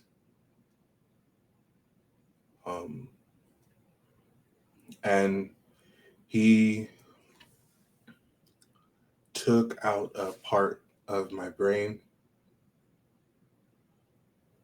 on top of, this, and he just holds his hands up. So I've gotten better at controlling it, but sometimes when I get too angry, I lose control.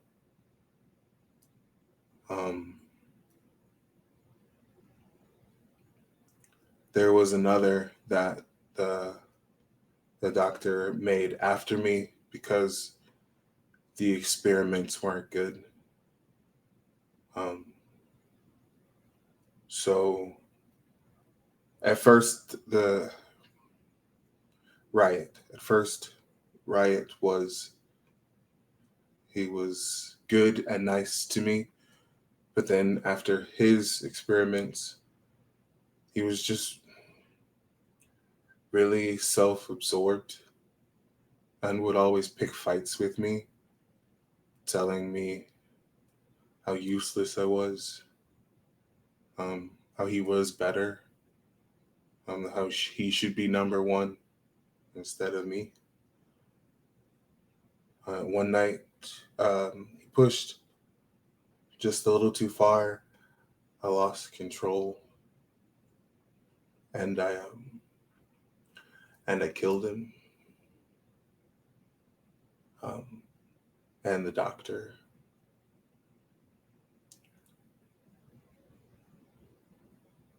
I was not myself for a long time after that. It's taken me a little while to get back to that. And there's not really a way to put my brain back. So that's always something that is there. So I'm going to do my best to make sure that I don't do that to any one of you, because I really like you guys and I want you to be safe. And I don't want to be like that again. But I wanted everyone to know that it is something that could happen, and that I don't mean it.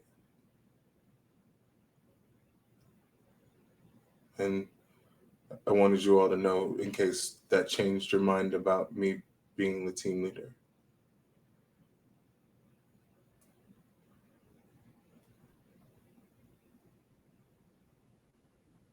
Connor, wow.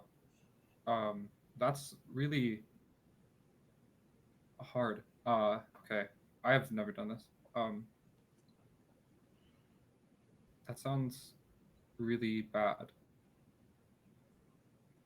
But I don't really think that changes who I'm voting to be leader. I mean, it changes how I see you because I have more information on you now. Not like in a bad way, but like because I didn't know that before. But like I don't know what was said before, but it's not Ellie, it's not Valen, it's not Scylla, and it's not me, so it's you. And I'm sorry that that's kind of out of circumstance, but you're simply the best one for it. You're like the only, yeah. I think you having the courage to tell us something really scary and horrible that happened to you kind of shows why you'd be a good leader, because you're communicative and you talk to us even when it's hard for you, because you don't want us to be in pain if something bad happens to you. And I don't blame you for what happened, and I'm really sorry you had to be in that situation with no one to protect you. But I still think you'd be a really good leader if you want to be. And if you would like a hug, I can give you a hug. Just climbs around, just like she'd been crying during that whole confession, so she just like coils around him, just big hug. Yeah. He will look to Ellie and Valen. And there's a moment where she has to collect herself again and like wipes her face from like sweat and tears and just I agree with everything that's already been said. I don't know entirely how that process works for you, but I don't think that any of us would ever intentionally tell you any of those things. I don't think we're that kind of people, and I don't think that we're the kind of people to try and get you to fight us. I've been here 3 months and I've never had you be mean to me once. So I personally would never try to provoke you like that. And I don't think that affects you being team leader at all. Thank you, Ellie.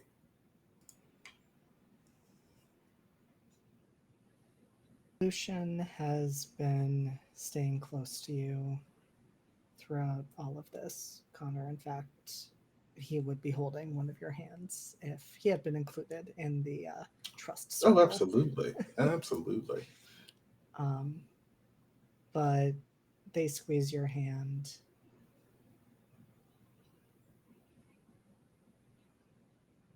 I'm a pretty good judge of character, Connor.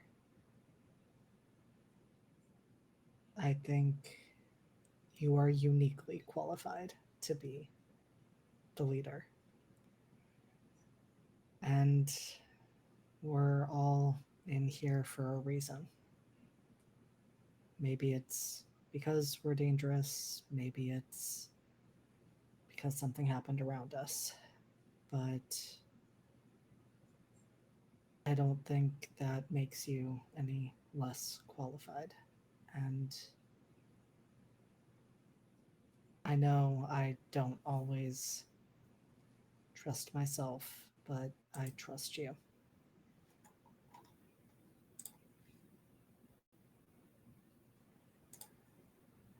Thank you. Connor. Yeah. I don't know if this is like a weird question, but so you spent a lot of time in the garden. Do you like the stars? Yeah. The doctor used to have roof access, and sometimes I would go out there at night, and I would just sleep under the stars when it wasn't too cloudy or the lights were on a lot. That happened more often than not. Mara is going to flip through her sketchbook, and rip out a page and give Connor another, so you don't forget what they look like. And we'll look at the rest of everybody. That's what I've been drawing. So if anybody wants one. Thanks. I need Mara and Connor to both roll 3 dice. Take the 2 highest and add your mundane. Okay. Ouch. Don't break yourself, Q. Not on stream. It's fine. We're fine. I don't have my dice here, but look at this. Hey. You can't see it, but it's a 2, a 5, and a 6. Amazing. So a 5 and a 6. All right, that's 10. Hold, please. Because there was one thing that I forgot. Had everything up but the character sheet. Okay. 6. 10 minus 1 is 9. You know what? I'm still going to give it to you. I'm going to break all of the rules. And so each one of you, Mara, for offering support to Connor, this includes Connor, the rest of you, because of what Connor did and said, you each can clear a condition, add a potential if you don't have any conditions, Hell yeah. or shift your labels. Because I would argue you all have experienced something in this moment that gives you a measure of comfort and support in the terrible environment of Hemlock. I'm gonna take a potential because that Hell means I yeah. can get something. Woo!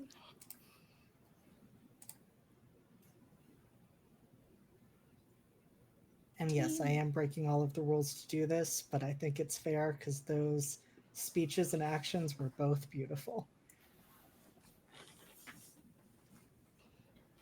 That goes for the rest of you too. If you want to take one. Valen, I guess you already did, but I see that you're trying to connect the dots with it, so.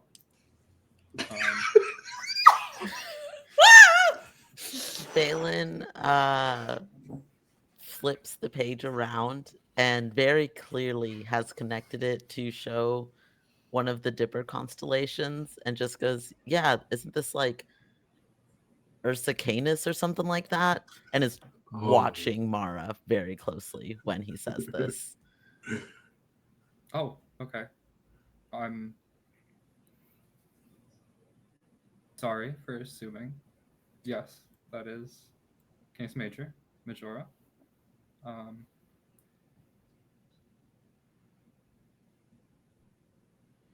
Good job.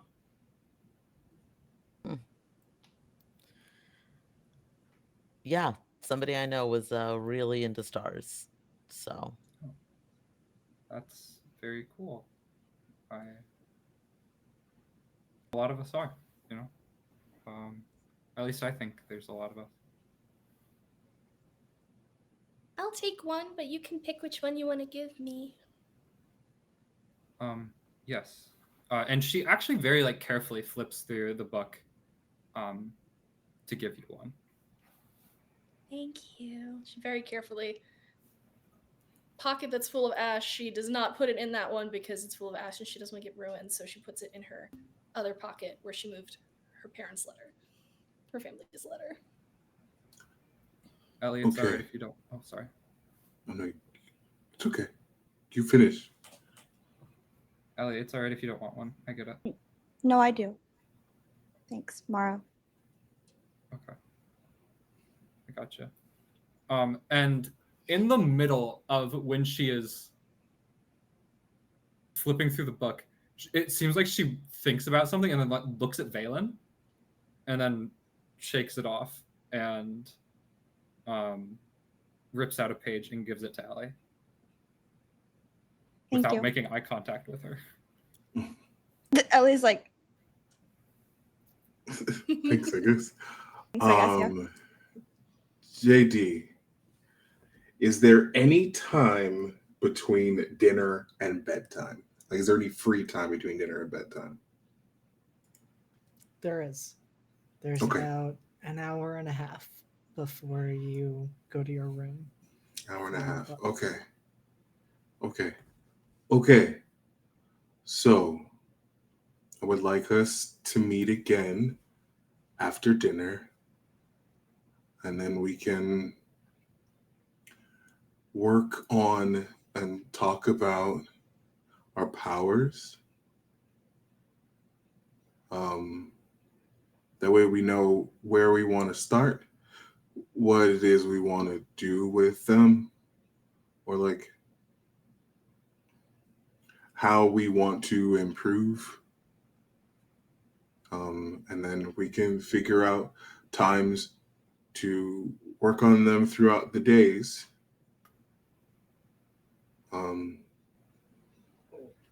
Assuming they don't try to stop us. And if they do, we will figure out other ways. We're just working on mindfulness to get better. Exactly. That's what they want. I have a question. Has anyone ever heard of a group called the Disciples of... I don't know the last part because it was all fuzzy. It's Disciples of something. Can I use a move? I would love that. What I haven't move gotten to are use you- this move so long. Can I use been reading the files? Ooh. It's, you've learned about the superhuman world through your mentor's resources when you first encounter an important superpowered phenomenon. I mean, I guess this is not a superpowered phenomenon. We It's up don't to you. know. We don't know. That Roll letter plus dissolved to superior. ash. so- That's true. That's pretty superpowered. On Yeah, a hit, No, I love that. bet. All right. Okay. Please, please, for the first time ever, let me please, like, just fucking. Oh, where'd it go? Okay, what is that? I don't know what that is. I'm gonna roll again because I don't know where that went. Okay, that's a 7. Okay. It's Okay. mixed. No, that I'm is happy a it's mixed a success. It is a mixed success, so that is the important thing. We did it, folks. We broke the curse. We The did. evil has been defeated. And I think this makes a lot of sense given the context. Yes, Kian. Really quick chat redeemed order to give Elsie advantage if you want to allow that. I just Oh, want it to absolutely. be seen. Absolutely. Thank you for catching that. You have advantage. Ooh. Thank you. What does that mean Chat. in masks? Thank you, chat. Roll another dice and then Okay. take the 2 highest.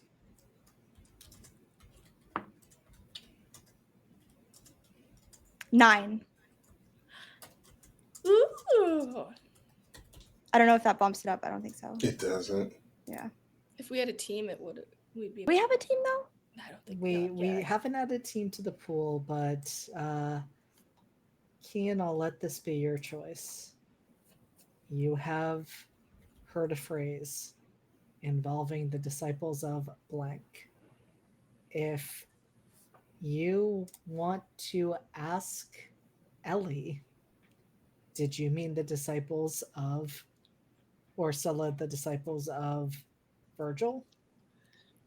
I will let that be a 10 for Ellie.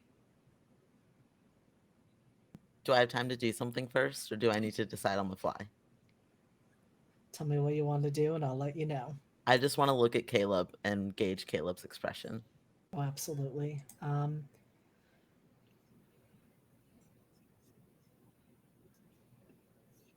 You don't get a read from him. Just like he didn't really respond or show any sign of acknowledgement when these words were first brought up, he isn't showing it now. Like something is not clicking because that third word is not included. Okay. So he is not giving any indication either way. He does not look like he's even realized there might be a connection here. Okay. Then I kind of shift my weight so that my arm is touching his, and then look at Scylla and say, Virgil? Disciples of Virgil? Disciples of Virgil. Does that name do anything to me, just out of curiosity? Because I couldn't read it, right? Or was it just I didn't see it? You couldn't read it. And that is an interesting question. I'm We're going to jump around for a few different things that are going to happen. Oh, dear. Oh, I don't like my, that. Oh, my. He did nothing wrong. Because for you, Ellie, you hear that phrase, the disciples of Virgil, and you're like, no, absolutely. I read something about that. There was something about that in Rook's files that he let me look at. Okay. And you know that it is a fringe group, and that the larger concern with them has been that they're amassing followers at a rapid rate. Okay. You have heard that they claim to be able to essentially make you a blank slate. That they believe they have access to something that will allow people to start over. And that the reference to Virgil is that this was the first who was saved. Okay. I'm going to relay that in a succinct fashion and quietly ponder herself, what does blank slate mean? Like, It's fine. Connor's going to say it out loud. okay. What does blank slate mean? Same hat, Connor. Thanks. Well, I couldn't read the whole thing because the moths were only showing me parts of the letter, because if I read the letter out loud, then it might have killed one of my moths. So they let me like see a little bit of what was in it. There was also the phrase, drink the waters of forgetfulness and start over. And Lethe, like what I heard in the garden with Seth that one time. Lethe, because that's the river that makes you forget, right? Yeah. That's think so. weird. Oh. Scylla, Uh-huh. you say all of that, and in the back of your mind, the name Virgil, the phrase blank slate, they're echoing over and over and over again. And you all see Scylla freeze. Her eyes go white. Scylla? And a voice that does not sound like Scylla's says, I'm a blank slate. From my mouth? Like, And then your eyes go back to normal, and everyone is staring at you. I have no memory of that. Does no one else know it either? Are you okay? What? Where'd you Sit go down. just then? Scylla, what the I'm fuck? Sitting right here. No, your eyes. They went white and somebody else was talking out of your voice, but it was not you. Someone was talking with my mouth? Yeah. No question. Was it like speakerphone, just mouth open and the words came out, or was it actually like talking? Actually talking. Okay, that's good. The other one is unacceptable, I honestly. don't like that at all. Yeah, I was like, I don't please know why I say actually that brought one. it up. I'm sorry. I don't know why I brought that up. In retrospect, I regret not Stop. going with that, if No. I'm honest. The horrors, they persist. Go and find it. just I hate it. I hate it. Yeah, your eyes went white, like Ellie said. And then not you, said, I'm a blank slate. I don't remember any of that. Okay. Oh.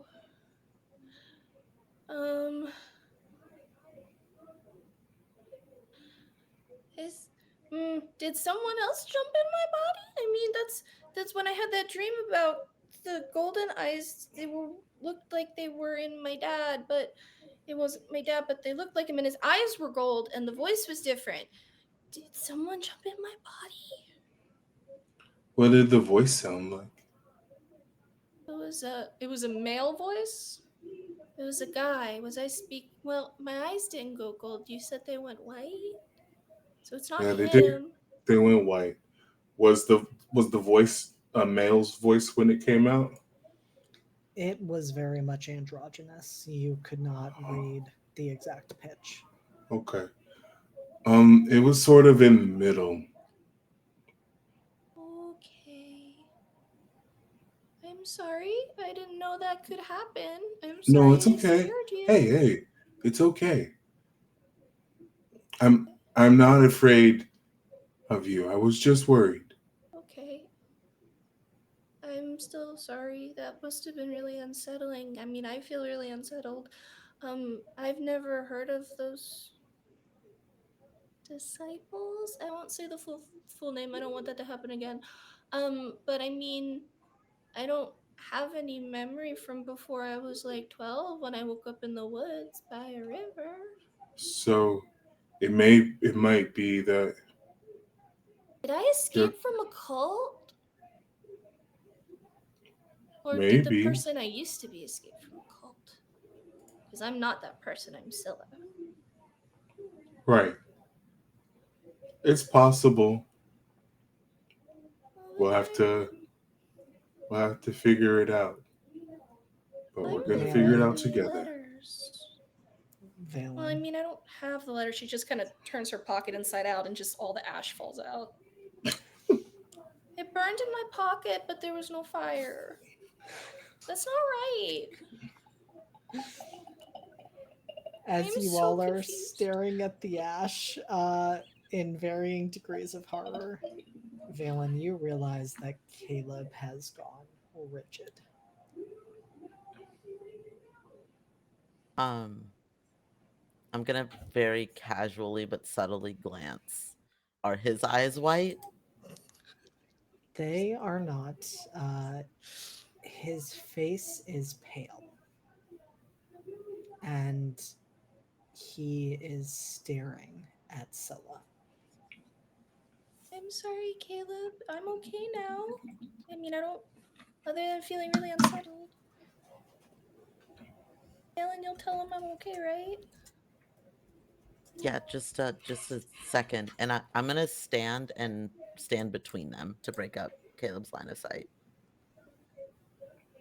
And there's a moment where, like, he's trying to look past you, but can't, and then does focus on your face. And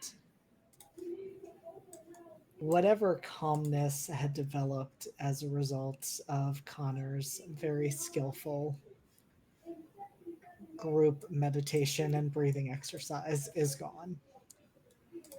He is not quite like having a panic attack, but he is moving towards hyperventilating. Valen is intimately familiar with panic and grabs Caleb's hand and moves him to sit and put his head between his legs, put his head between his knees, and kind of does this like there's this like hesitation of like touching the back of Caleb's neck and then finally settles into it and does this very rhythmic circling motion with his thumb, just to give Caleb something to focus on, and is just very quietly repeating, "You're okay. It's fine. You're safe here. You're fine." Just like trying to slowly, in a very monotone voice, bring him out of it. And it is working. Like, you can feel his muscles relaxing. You can see his breathing start to even out and slow. But there is a piece that he pushes back on because you are reassuring him that he's safe. And he shakes his head. No, I recognize that voice. I know that voice. Who is it? What do you remember? That was their leader. That was Virgil.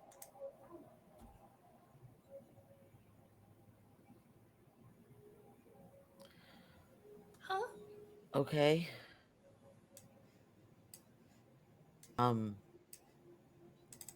Scylla, I'm gonna ask very nicely that you not do that again, please.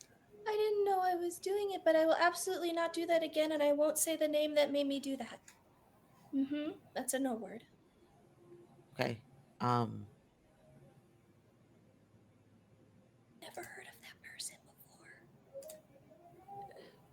What do you mean it was his voice? Like he possessed her? Something like that. Like he peered through her to us. Ew. Okay, so much worse.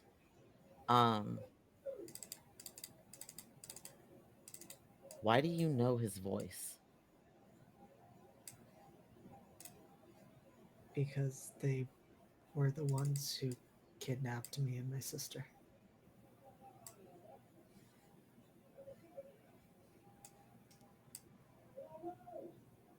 I think Valen kind of sits heavily at that.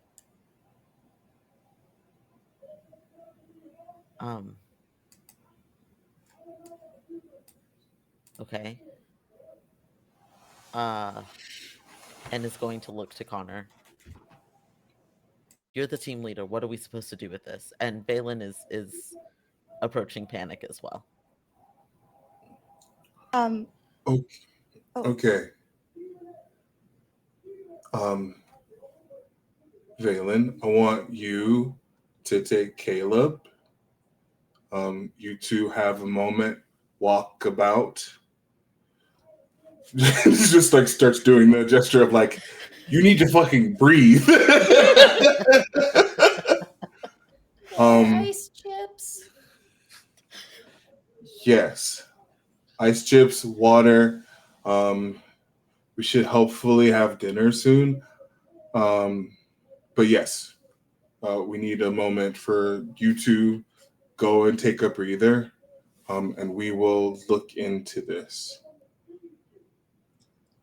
I don't know how, but we'll look into it. Ellie's like slowly standing back up again. I I might need a few days to recover before I absorb anything else, but she has telepathy. If I get that, if I absorb that, I could look in their heads and see what I can find, but they don't remember. Mara's nodding. But what if it's not there? Yeah, what if it's someone else who was just popping in? Ew.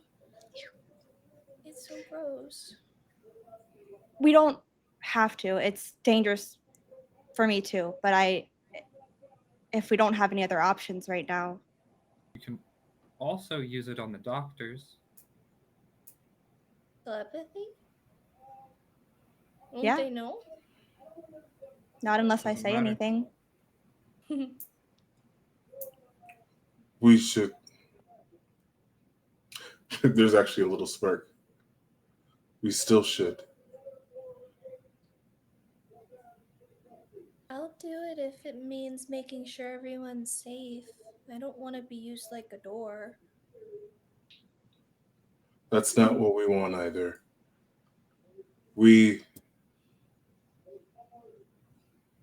I think he will lower his hands so it's out of view with the camera, or as best as it can be.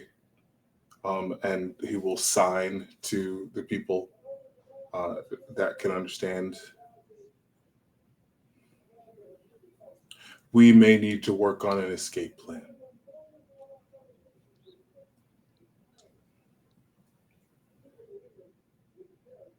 So having that information will be helpful. Okay. Okay. Yeah, that'd be really helpful. And if you guys feel like you should keep it amongst yourselves so that whoever was stopping by doesn't get it from me, I'm okay with that. Because I trust you all because we're a team and we're friends and we're a team. And we're friends. And we're friends. Okay. Did Valen and Caleb go and take a walk, or are they still there? Valen is shoveling ice chips into his mouth by the handful. His mouth or Caleb's like mouth? Sailor Moon style. Valen Oh. just So much out crunch. open, shoveling that. So much crunch. If I crunch loud enough, I can't hear anything. Exactly. I can't hear the the panic in my whole head. right. I can't hear the horrors if I'm crunching on that ice. I may crunch ice, but the horrors persist. I'd want to ask if he knows someone with golden eyes, but I don't want to upset him anymore. He looks really stressed. I think for now, until we can get to a point where he's okay, we'll hold off on the questions. Yep. I will not bring it up. Thank you, Scylla. Of course. Sorry. Hey, no, it's okay. Well, you did really good mindfulness, and if I'd known this question was going to make everything really weird, I wouldn't have said anything, because you did a really good job, and I feel like I stepped on it, and I'm sorry. No, hey, we're putting cards out on the table. Cards out. So that was good to know, and it seems like things are connected. So yeah, that's weird. So we kind of need to figure things out, because it would be really bad for that to come up out of nowhere when we're in the middle of a fight. Yeah, that'd be awful. Actually, I really hate that even worse than what just happened. Right. This was a moment of calm. A moment of not calm, it would be bad. I guess that's a good point. Okay. Okay. Another hug? Yes, please. Okay. Scoops. just let's Connor Immediately. scoop. Yeah, immediately wraps around. Thank you. Of course. Okay, and then we're gonna. Okay, so it's late, but I still wanted to talk to Valen. I think we're gonna put a pin in that for next time. Pick up there. Can I do one thing really quick, unrelated? I feel like it'll be a good note to end off on. I love this. Yes, I'm here for it. I'm sorry. We say JD, yes. No, you're the no, we GM. say yes for JD. Yes. Just bully him. 10 more minutes. 10 It'll more be super minutes, fast. please. Two more minutes. Not even 10. Oh. Mara, or okay. Sorry, I had a bit of a lag spike. Is that a yes? Okay. Mara is going to offer her like elbow-ish to help Ellie up. Screaming. Okay. Absolutely would take it. She's having a time. Hey. Yeah.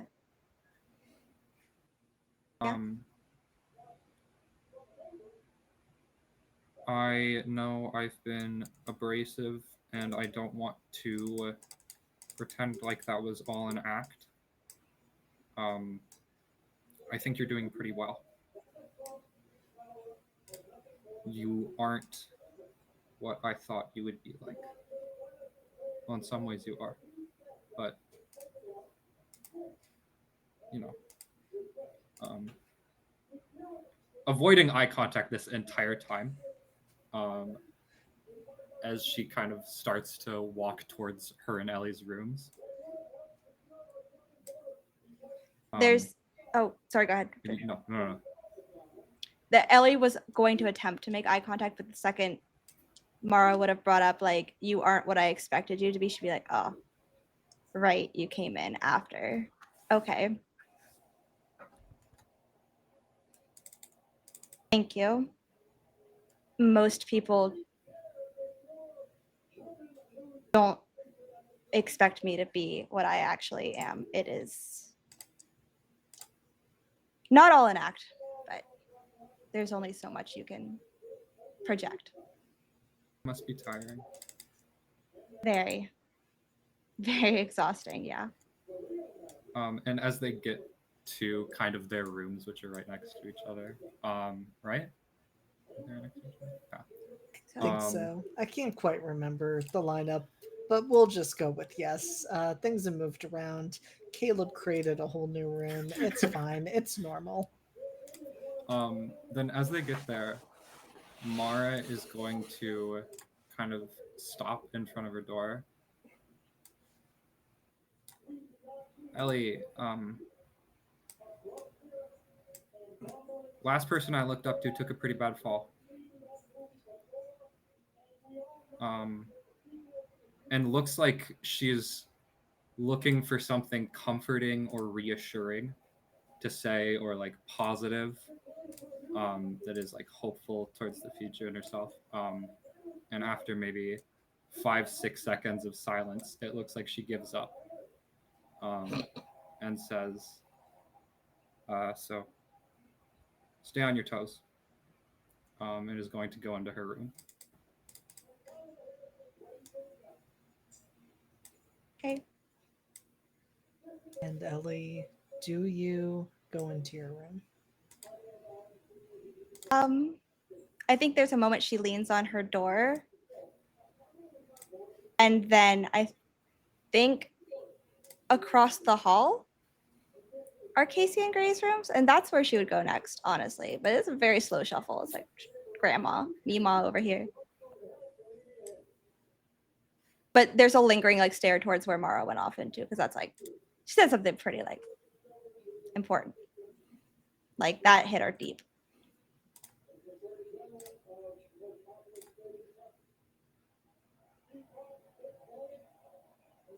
There's a moment as you approach. Whose room do you go towards? Casey or Gray's?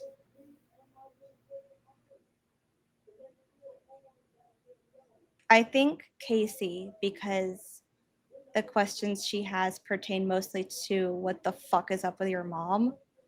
So that would be where she would go to, because that's the prominent questions, even though she wants to discuss with both of them. You walk towards Casey's room. And just as you are almost there, you hear a sound coming from down the hall. It sounds almost like hoofbeats. And you can't help but look over there. And you don't quite make it out because they step around a corner. But you do catch the image of antlers stretching out from behind something's head. And just as you see that, Casey's door, which of course can't be closed because your doors are not allowed to be like closed throughout the day, it was kind of cracked, opens up, and Casey leans against the side of the door, looks you up and down, and asks, "Want to come in?" And that is where we are going to end tonight's session. Is there the episode title is called "Don't Scream," but I'm screaming. Mhm. I'm not going to scream because of I the want noise, to. but I want to. Mhm. I'm screaming inside. Fucking Hannibal ass, motherfucking bitch ass, fucking. So I think we can all agree that we had a normal one. We did. Did we? This was the most normal episode we've had, Q. What are you talking about? Are you fucking for real? Scylla's had Yeah. the worst time. We're In all 5 having minutes. a great day. Worst 5 minutes. A great day. And so with that, as it is a bit later than we usually stop, I am going to have everyone go around, remind us of who they are, the awesome things that they are doing, and then we will look for someone to raid. And I will let Kian go last so they can talk about channel business. So starting from the top, we have Harp, who did not get to introduce herself at the top of the episode, but can introduce herself now. Hi, I'm Harper. I sorry guys, I'm at day 2 of the big conference. I've not been getting a ton of sleep. I'm very happy I was able to make it for a little bit of the session. Do your Yeah. best, Harp. That is all we ask. Thank you. I played Mara tonight, who I guess she is like a little bit more pleasant now at least. That kind of changed like right then. Yeah, you can find me tomorrow playing Beacons of Raw Flesh. Find me 2 Wednesdays after that, and 2 Wednesdays after that, and 2 Wednesdays after that playing Beacons of Farlight Arc 3. Actually, when I'll be playing Maisie there, I play Millie in Beacons of Royal Flash. What else do I do? I have a couple things that I also. I have a couple things that are coming up that I'm very excited about, but I shouldn't talk about yet. That are RPG related. But yeah, that's it for me. Oh, actually, no, that is it for me, I think. All right, jumping over Kian to go to Q. Hi, I'm Q. You saw me tonight as Connor Creed, the world's saddest, angriest boy. He's just out here doing his best. When I'm not here, you can see me out on the internet at Midnight Inc. That's Midnight_INQ. Q is my name. I'm sure you get it. We are going to keep it short and sweet today. We're just going to talk about what's coming up next, which is this Thursday. It's Redacted. We're back, baby. We're so back. Been a long time. Shouldn't have left you. And then I'll be back on Sunday at RPGs Uncovered with Starcrier Conflict. And then you can see me there for what's up next. I will say, I'll take this for Kian. Over at Tales from Table Studios, we're going to have a bunch of games coming up for the Lionheart Mutual Aid. We are trying to make sure that my good buddy Drake Lionheart and his family remain housed. They've been going through it, and we are just looking here to support while playing fun games and hanging out with cool friends. All right, that's it for you, boy. All right, we are gonna jump over to Steph. Hi, I'm Steph. I've played Scylla. She's been experiencing a little more of the horrors. That's upsetting for her, but she's got her friends and her moths. You can find me over at Live from the Apocalypse, as Q already said, because Redacted's back. We are all full of so many ghosts. They're all out, and the island is islanding. It's not normal. It's not well, but we persist.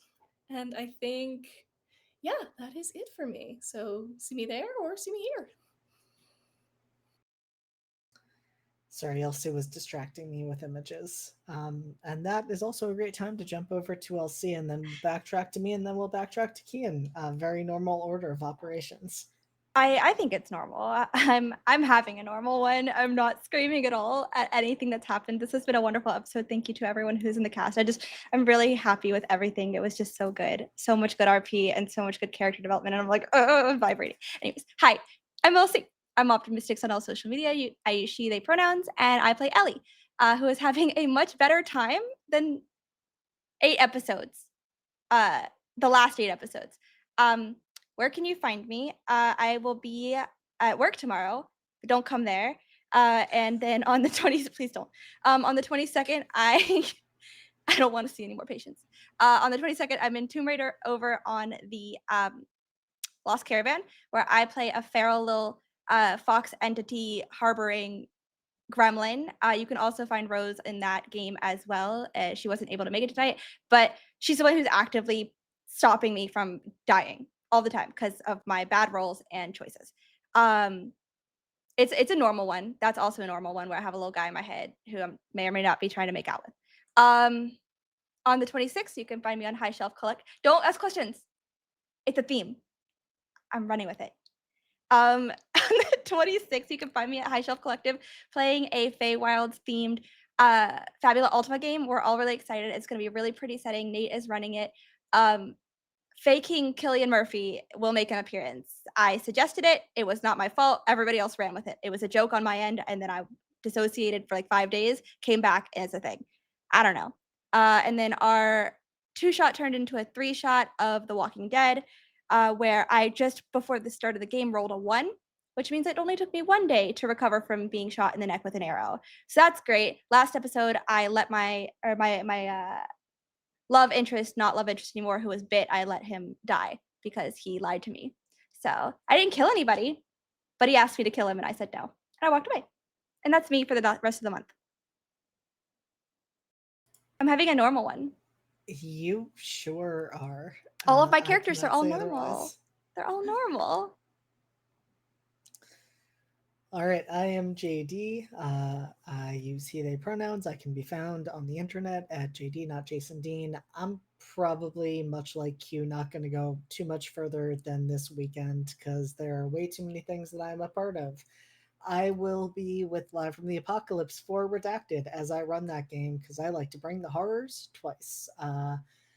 I will then be with Lost Caravan. Don't everybody judge me for this. These things happened completely separate from one another, but I will be with Lost Caravan for the Fall of the House of Red, our new cyberpunk campaign, where I am playing a rocker boy named Virgil. Don't worry about it. It's fine. It's so fine. I have 10 more reasons to destroy you now, just so you know. I will then be over with High Shelf Collective on Saturday for Morkborg, my first time playing. I have 5 characters waiting in the wings, and I'm pretty sure by the end of it, we are going to be hiding behind a wall of dead characters, because that is the way that game goes.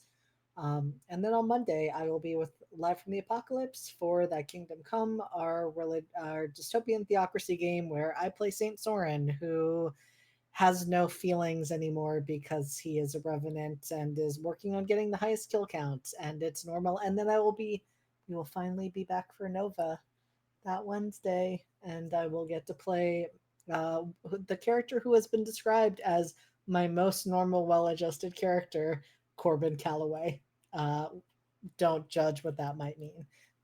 There are so many other things after that. We're not going to talk about it. I'm going to toss it over to Kian to bring us out with their outro and for the night. Hello, everybody. My name is Kian. My pronouns are they, he. You can find me on the interwebs at uptight_Siobhan, uptight-Siobhan, depending on where you're hanging out.